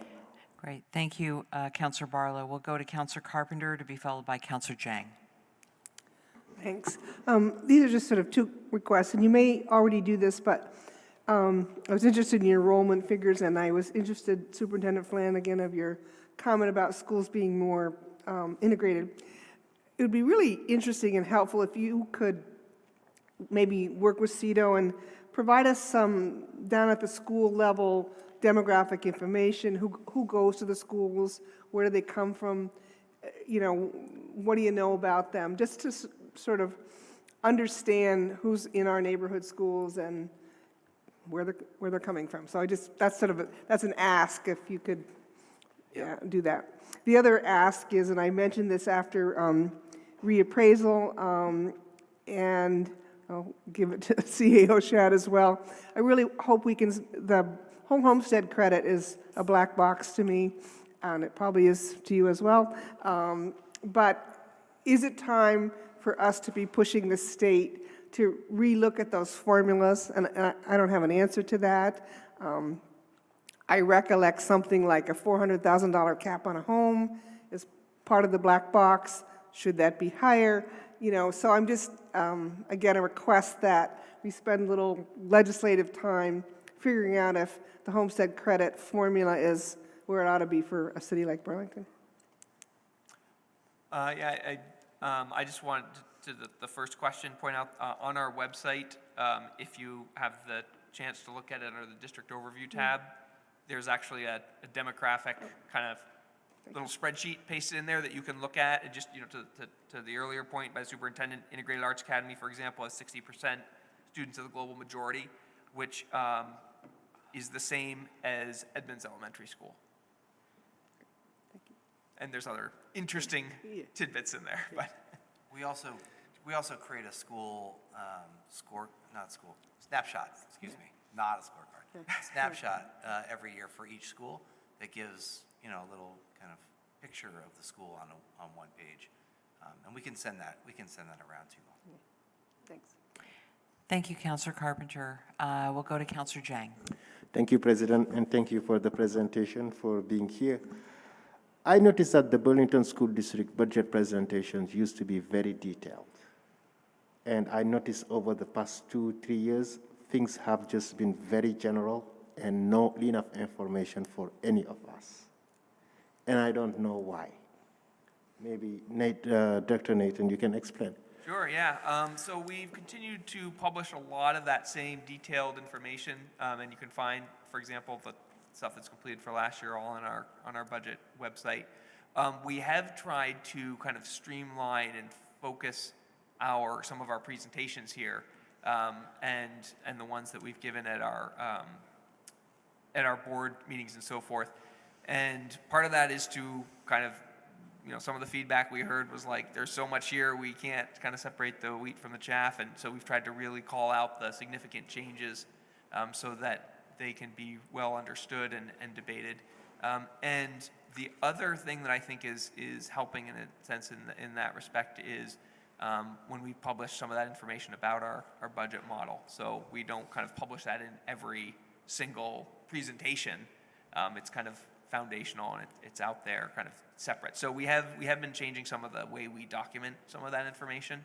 And also something else that's continuing to evolve is moving more of it into our annual report. We used to produce a big standalone budget document. And while I like to think that people really enjoyed it, I think most people didn't even know it existed, didn't even realize it existed, and really looked more to the annual report for that type of information. So we're trying to kind of meet people where they're at and make sure that the information is in the right place. Okay, wonderful. And I think my second question, you answered it from Councilor Carpenter's question. But, maybe the annual report also, I don't know, do you come here, present it to this council, or no? No, we don't present the annual report. I just used to know. I don't know anymore. I have no idea what's going on. But can you also explain a little bit if there is a mechanism of funding the schools, Basically, we're talking about the school budget in general, but of this budget, which percentage is going to IAA, to Hunt, to somewhere else? And also, are there correlation with funding a school and also the academic performance of the students? Good question. We can do that math. I think the important thing I would say about the way we built our budget model is we had, as the superintendent mentioned, the kind of foundational staffing levels. Those are built more on ratios. So one principal per elementary school is an example, right?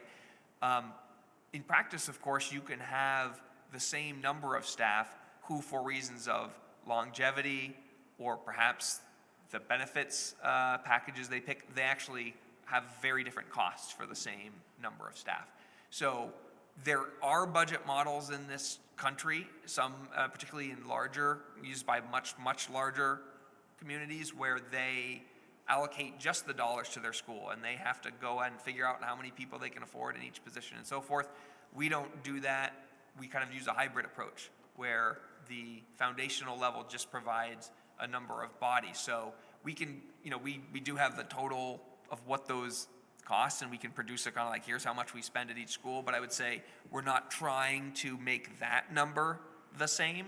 We're trying to offer each school a foundational level of staffing that we know is well more than adequate, but kind of preserves the basics that we commit to providing each school, and then offer that rise allocation on top of it that provides extra opportunity for schools to invest it in a way that is unique to their school community, and that is purely dollars from kind of the district's perspective that then they decide how they want to spend it.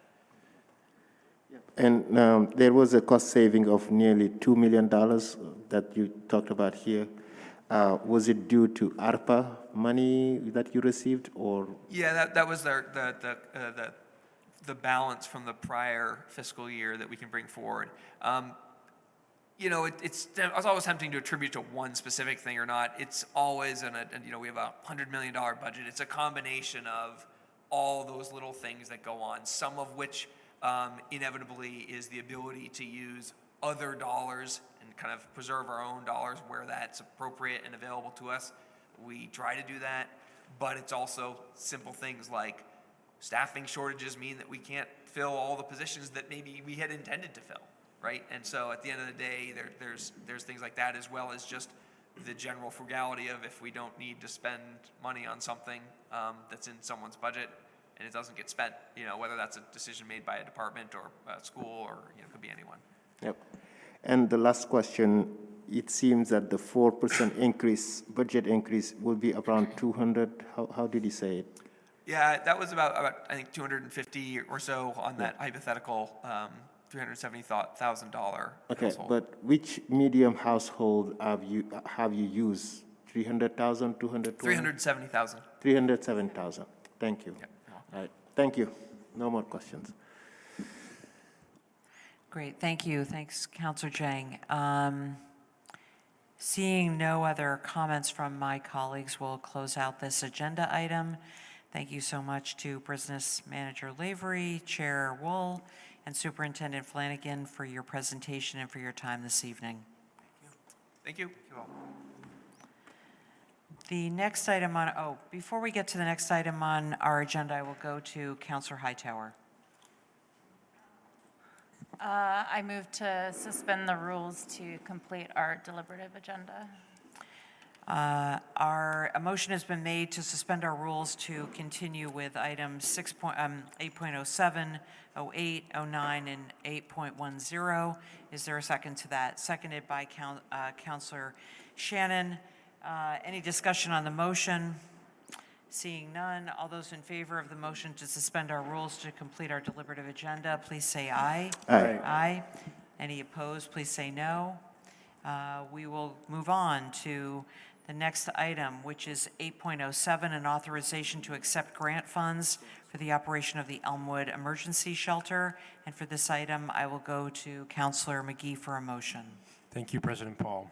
I would move that we approve the acceptance of grant funds in the amount of $638,147 from the State of Vermont Housing and Opportunities Program for the operations of the Elmwood Emergency Shelter Community, and authorize the Director of the Community and Economic Development Office to execute all documents necessary to accept the funding for the period through June 30, 2023, including retroactive approval for the period from October 1st, 2022 to present, subject to the final review and approval of the City Attorney's Office.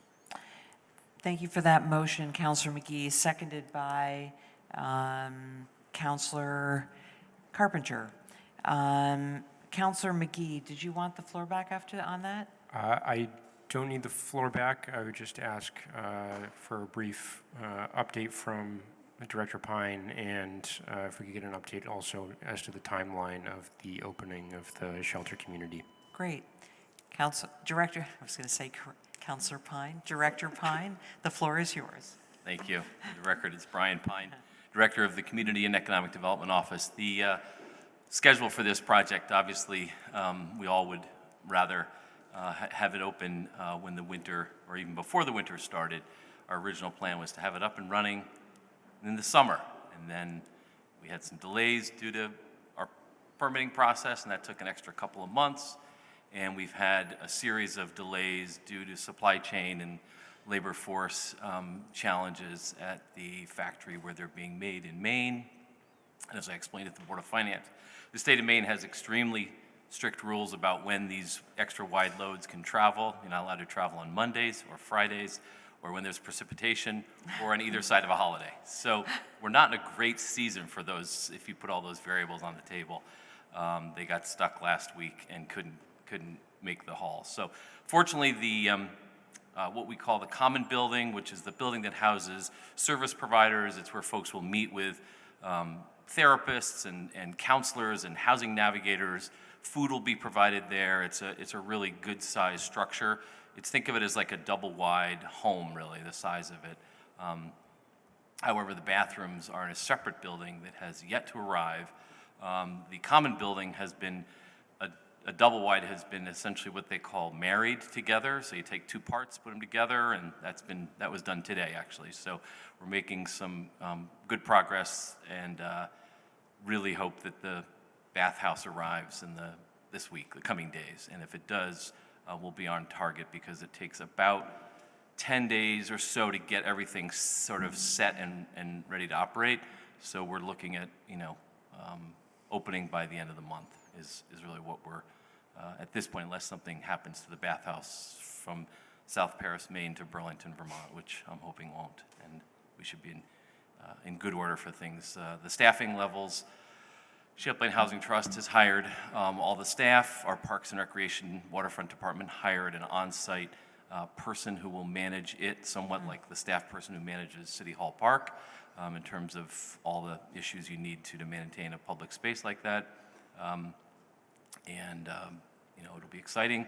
There will be, the solar will be installed, of course, after the building has arrived. That doesn't do well if you travel with it on the highway, so those panels have not been installed. But that's where the timing is. Again, I think there was some folks in the community who felt like the city was somehow cavalierly saying it's going to be delayed until January. Believe me, this is something our staff has been working diligently and feels horrible that it has taken this long. So we know that people are struggling and some are really suffering as a result, and we hope that the end is close. Great, thank you, Director Pine. Are there counselors who have any questions or comments about this agenda item, either to direct to Director Pine or the administration? All right, seeing none, we have a motion on the floor to approve the acceptance of grant funds from the State of Vermont Housing and Opportunities Program for the operation of the Elmwood Emergency Shelter. All those in favor of the motion, please say aye. Aye. Aye. Aye. Any opposed, please say no. That motion passes unanimously, and thank you to all your staff and many other city departments who have worked tirelessly on this important project. That will bring us to our next item, which is item 8.08, a resolution, Burlington Police Commission's appreciation of the Burlington Police Department's efforts on gun-related events. We have a number of co-sponsors for this resolution. Many thanks to all. For a motion on this resolution, I'll turn to Councilor Shannon.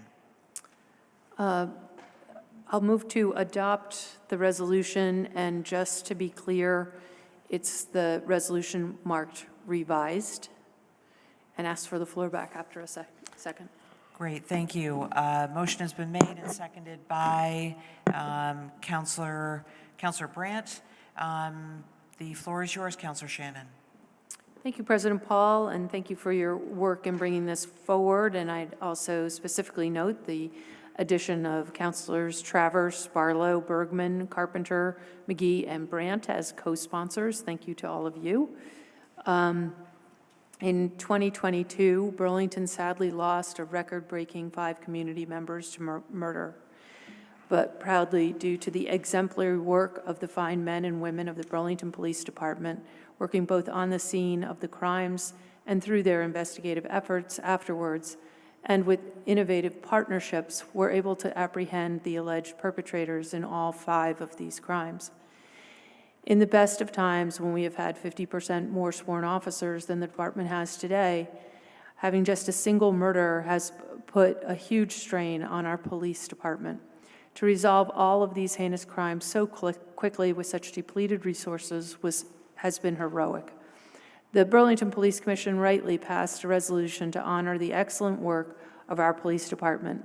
This council, with the passage of this resolution, echoes the sentiment expressed by the Police Commission and offers our own thanks and congratulations to all those involved. And I would like to read the motion for the record. Sure.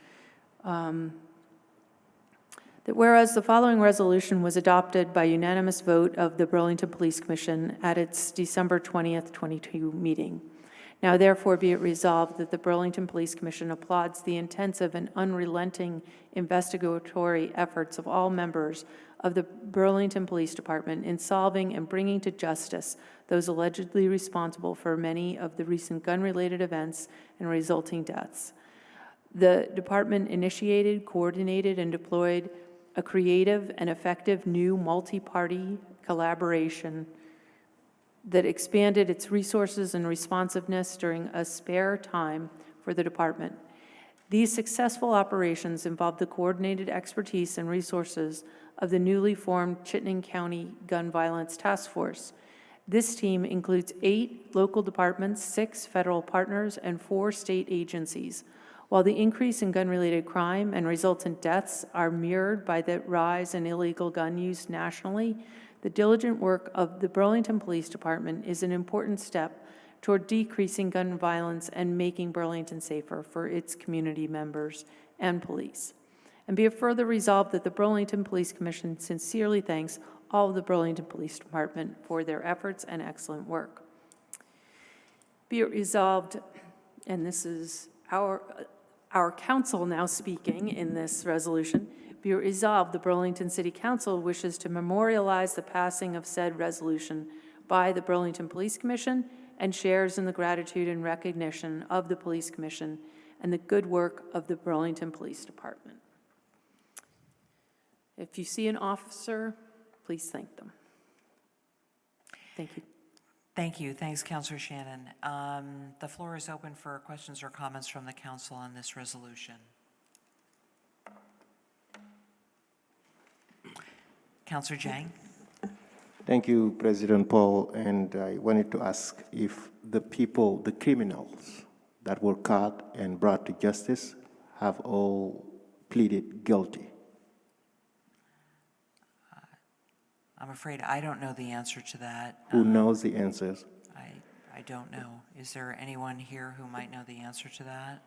Or is that something that we can get you that information? No, I don't know that. I don't know. I think, okay, you don't know, no problem. Then let me go to the next question. And it is that I don't think even that this resolution is necessary.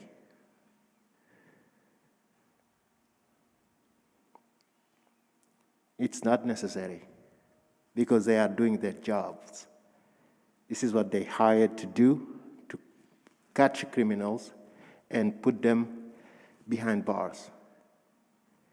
And also they failed to prevent these crimes from happening.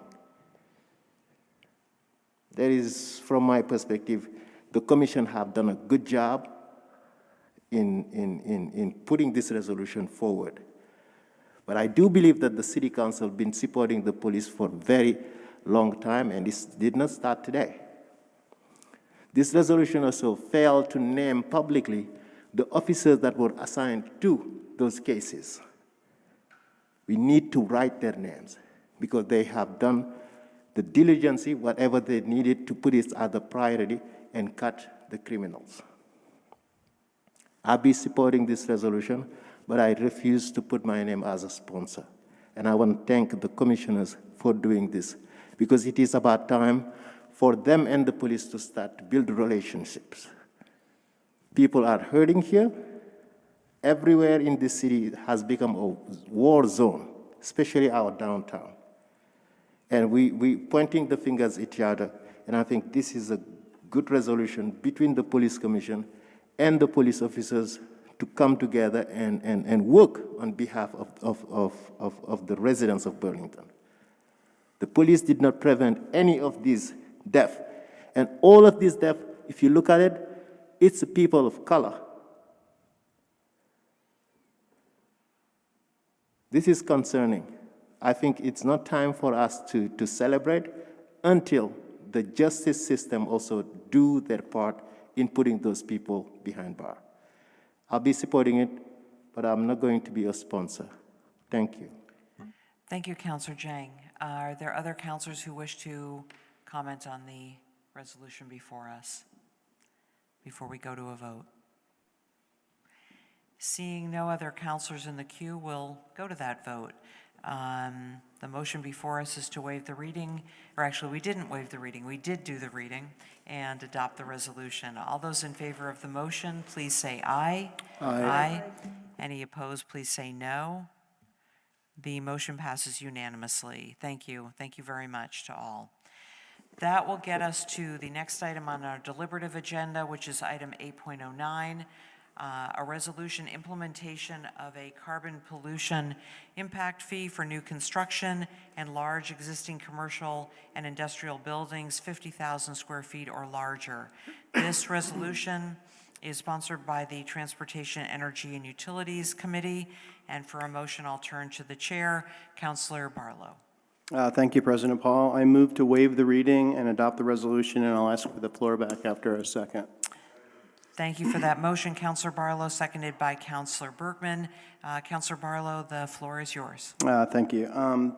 This resolution is asking for town meeting day ballot language to implement a carbon impact fee starting in 2024 for building heating systems and 2026 for hot water systems. Excuse me. Our net zero energy roadmap has identified emissions from buildings as the second largest source of greenhouse gas emissions in the city. And the council asked BED to research and recommend a policy to address that. This impact fee proposal is the work product of the recommendation.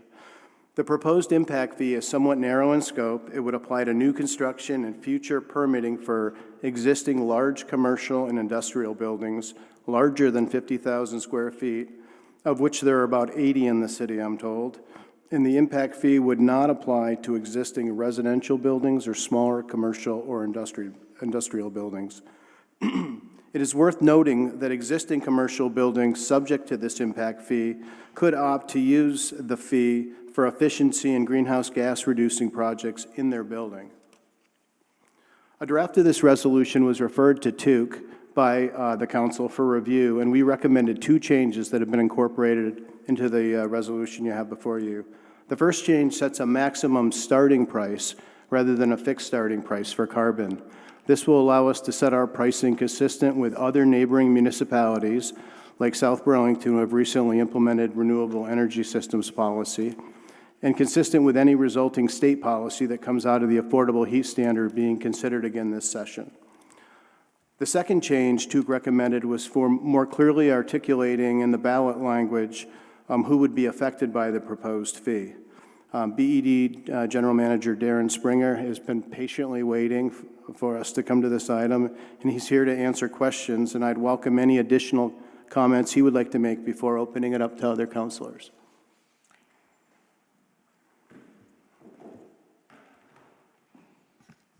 Thank you, Councilor Barlow.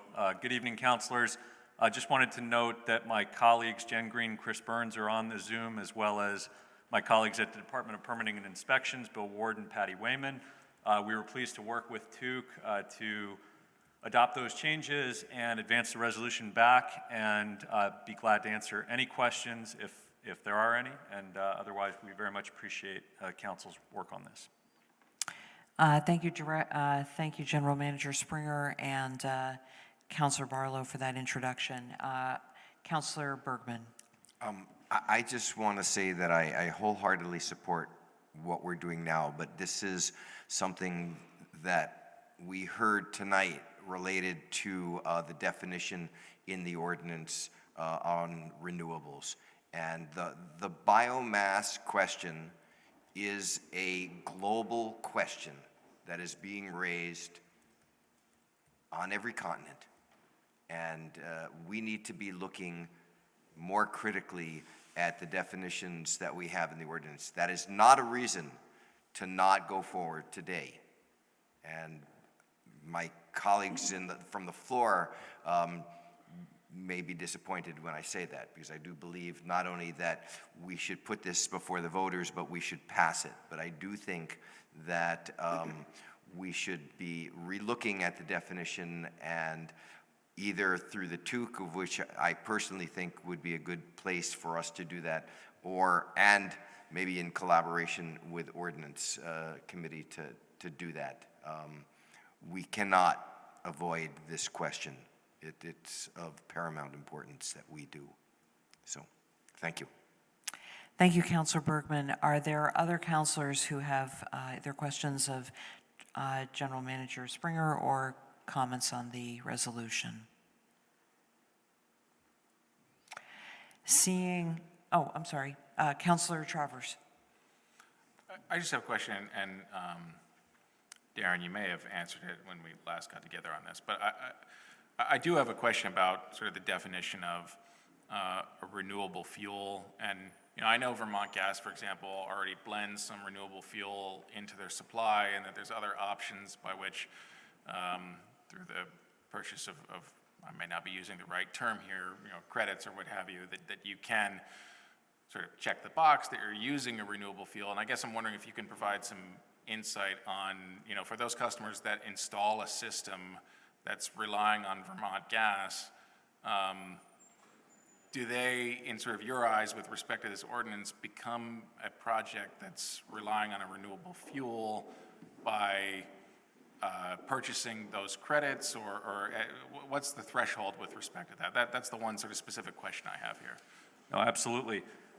So I think we have a couple of reference points. One is the renewable heating ordinance that the council adopted last year, which does include a variety of resources, electricity, geothermal, heat pump type sources, includes wood heating, includes renewable fuels, including biodiesel and renewable natural gas. In our memo, we recommended a few changes to the renewable fuels piece in terms of how the compliance would work. But I think that we have confidence in renewable fuel if it's being regulated by the Public Utility Commission. And I've looked, Councilor Barlow referenced the Clean Heat Standard. I think it's called the Affordable Heating Act now, the new legislation that was introduced in the Senate at the state level. And our definitions in Burlington are pretty consistent with the definitions that are being considered statewide. They include all the different electric options, they include advanced wood heating, and they include renewable natural gas as well, provided that the attributes, the credits that you just mentioned, are being retained by the customer. So I think there are a variety of pathways to ensure that we're getting a renewable fuel. Our recommendation is to be as flexible within those pathways as possible, so we're not overly prescriptive in terms of which building is using which technology, as long as it's renewable and we can account for it. Thanks, Councilor Travers. We'll go to the mayor. Thank you, President Paul. This is a really exciting, I think, an important action that we're on the cusp of making here. It's coming at the end of a long night where we've talked about a lot of different things, and we've talked about this item before, and I just think there's a possibility that kind of the significance about what we're about to do here could get lost. And the conversation so far has really been focused on this one important but small component of what we're trying to do here. And I just want to make sure that the members of the public that are watching, the media that's watching, fully understand that if this council passes this item tonight and that it goes to the voters and the voters endorse us taking this step, we will be taking environmental leadership actions here at the local level in Burlington that very few other cities in the country are attempting to do. This will have, the passage of this is another major step towards this vision of a net zero energy city that essentially we are trying to get as close as we can and entirely, if possible, take ourselves off of the burning of fossil fuels by the end of this decade. This is a critical step in getting us there.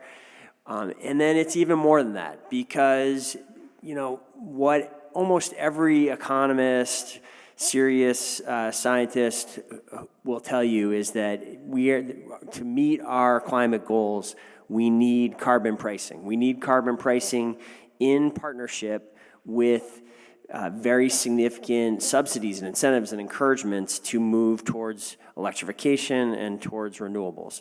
That's exactly what we're trying to do here in Burlington.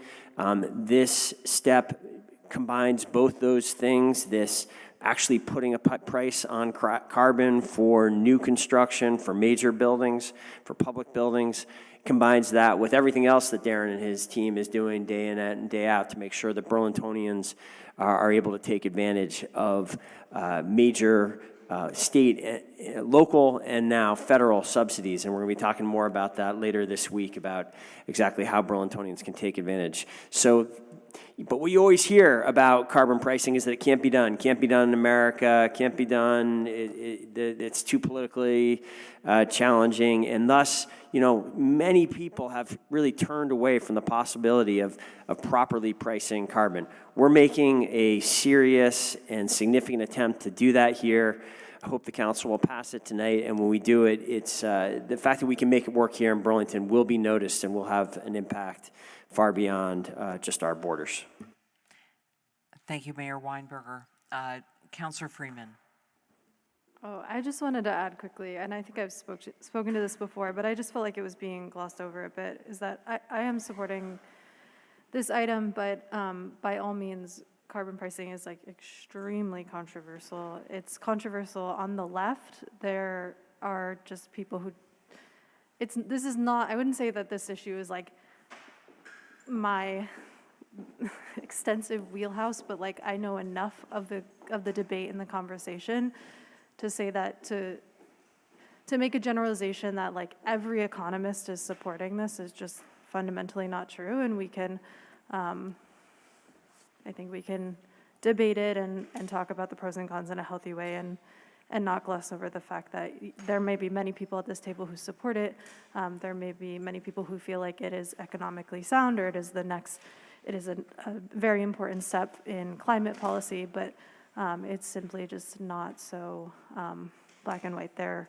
And I think the main critique that is often leveraged is that it creates this sort of individualistic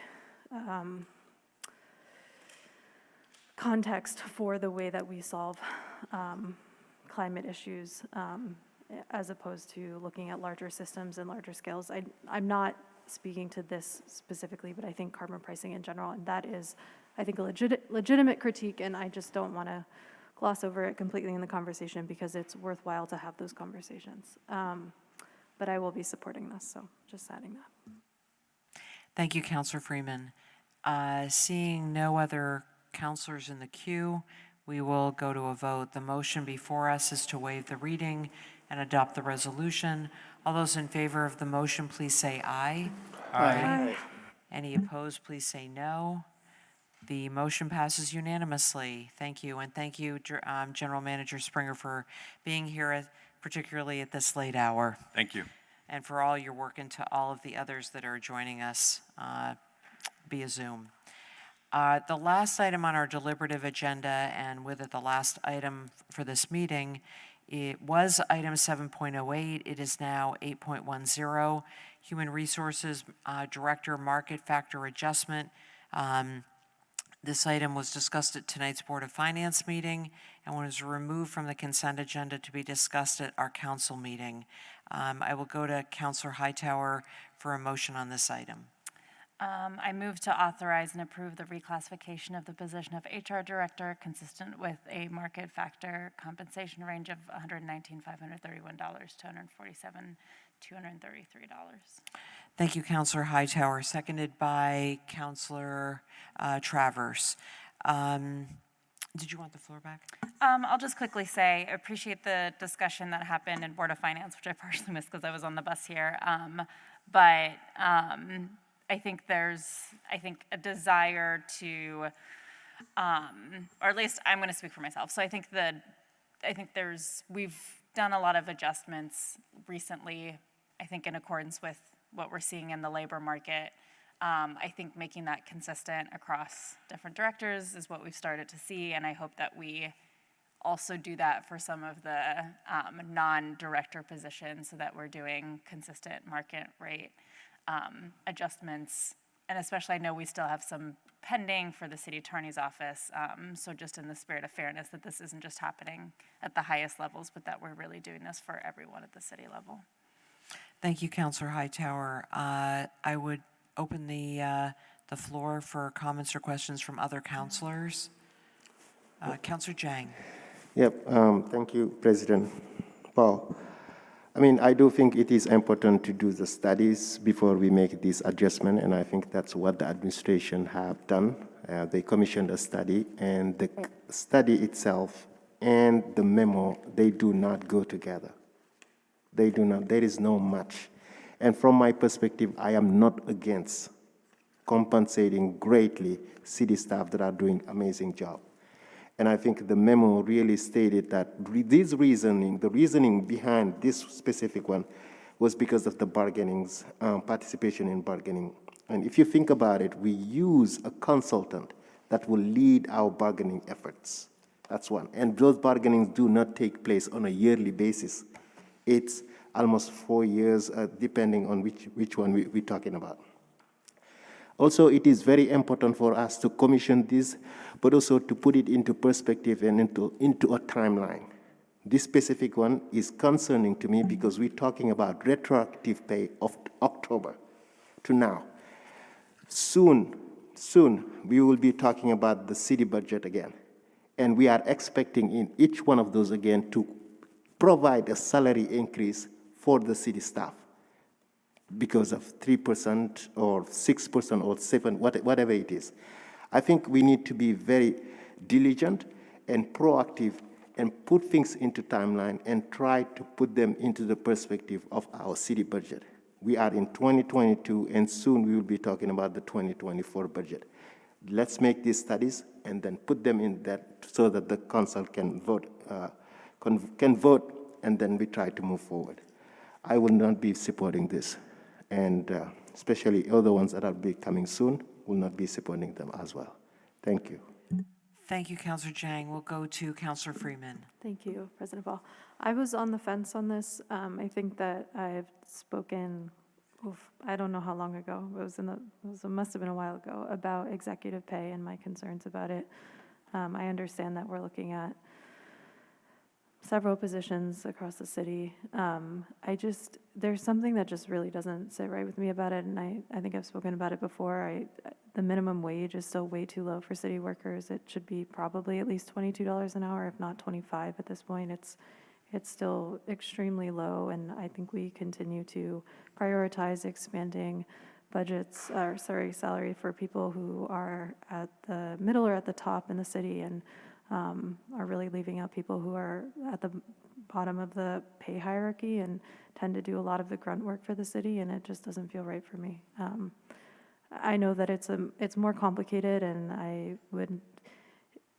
I think voting yes or no on this doesn't change the sort of structure that we have for how we create city pay structure, and that I think would just, in my opinion, should be changed. I'm not sure if voting yes or no on this really makes a difference for that, but I am going to vote no. So thank you. Thank you, Councilor Freeman. Are there any, Councilor Bergman? I have traditionally voted against increasing executive pay. I've said that pretty clearly. I am making an exception tonight. And I do that for two basic reasons. I look at the amount of change that we're proposing, and it is actually pretty minimal. And that's important to me. It's not a huge increase that we're trying to do. And the second thing relates to the expansion of the responsibilities that the HR director has got. And it's not just around the union negotiations. and management, although negotiations happen every 3 years, the administration of a contract happens every day. So that happens, yes, much more significantly than every 3 years. You've got a new payroll division that's under the HR director. That's not insignificant, and I can tell you as a former employee, a longtime employee of the city of Burlington, the importance of payroll in doing its job and running effectively and efficiently is really important. So there are a number of other roles that we have expanded the HR director's work, and as a member of the HR committee, I've been impressed with Director Durfee, and these are the reasons why my usual position on this is changing. Thank you. Thank you, Councilor Bergman. We'll go to Councilor Carpenter. Thanks. I just actually want to concur with Councilor Bergman and my time on the HR committee when we had no director to the expansion of what is happening now is really been impressive. And we clearly have to acknowledge that. And I'm sure CAO Shad would support that as well, since she had to do that. So I think it's just really important to understand how that department is crafted. And I think it's really important that we set our compensation competitive with other governmental salaries, that they're not doing a private sector review, it's other governmental salaries. And these are tough positions to fill, having had to do it myself. And we want to keep good staff within the governmental pay range. And we can, I think Councilor Freeman has a valid point about, executive salaries versus minimum wage. But nonetheless, I think we have to have a competitive range to attract good folks to our city. Thank you, Councilor Carpenter. Councilor Jang, did you want me to come back to you? Yes. Yes, okay. Yeah, I mean, I think Councilor Carpenter has made a point comparable to other government salaries. And when you talk about government salaries, you need to also talk about what type of government you're talking about. Is it federal government? Because the report, if you have read it, you will know that even the report is not recommending to make this. It is just, he made a market factor, and it now depends to the city council. I think reading this into this, are we talking about city government? Are we talking about federal government or state government? I think there is a level of unclarity into the memo and also into the study here. And I just call everyone here to pay a particular attention as we move forward, because city funds, we need to be a little bit progressive as we move forward. Thank you. Thank you, Councilor Jang. Mayor Weinberger. Thank you, President Paul, and thank you to the Board of Finance for, on a split vote, but a strong vote, supporting this action. I think it was a 3-1 vote, and I'm hopeful we're going to take this important action tonight, and I'm grateful for that. It's an important employee step. As the memo states, and this is not the last time we're going to have this conversation, in that it has been 13 years, approaching 14 years since the last time a department head compensation study was completed. It was completed in 2009. It was implemented between 2010 and 2012 for all positions.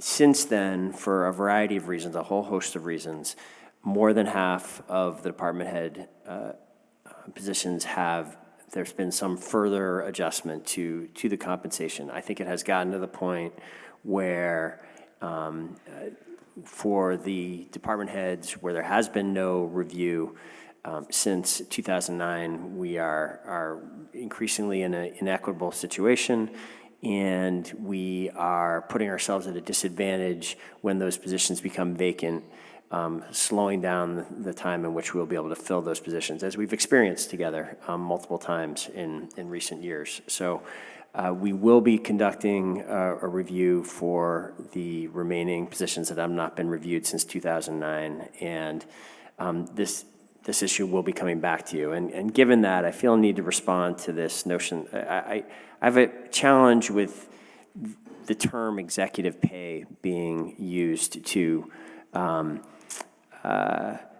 describe what our department heads, the salaries that they make. Executive pay rightly has become a major challenge and flashpoint, serious controversy in this country because of the outrageous levels of compensation that many private sector CEOs are earning and are earning, despite all sorts of analysis suggesting that it's not good for the company, not good for the economy. It's not, these are unjust salaries. These are individuals who are making hundreds of times of multiples of other people in their company. To take that issue and map it on to the city situation where we go through great strides to make sure that we do uplift our lowest paid workers. No one gets paid a minimum wage here that is an employee of the city of Burlington. We pay a livable wage, which is way above the minimum wage. We've put great attention on the whole organization and getting compensation right. We've just come through a period of making major adjustments with union salaries.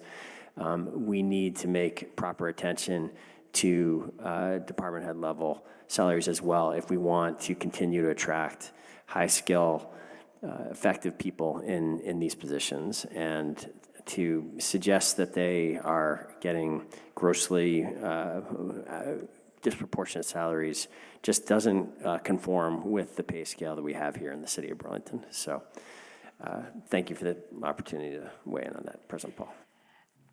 Thank you. Thanks, Mayor Weinberger. Seeing no other councilors in the queue, we'll go to a vote on this. The motion before us is to authorize and approve the reclassification of the position of HR Director consistent with the market factor compensation. All those in favor of the motion, please say aye. Aye. All those opposed, please say no. No. Thank you. Let the record reflect that there are 2 no votes, those coming from Councilors Freeman and Councilor Jang. The motion passes 9-2. Thank you.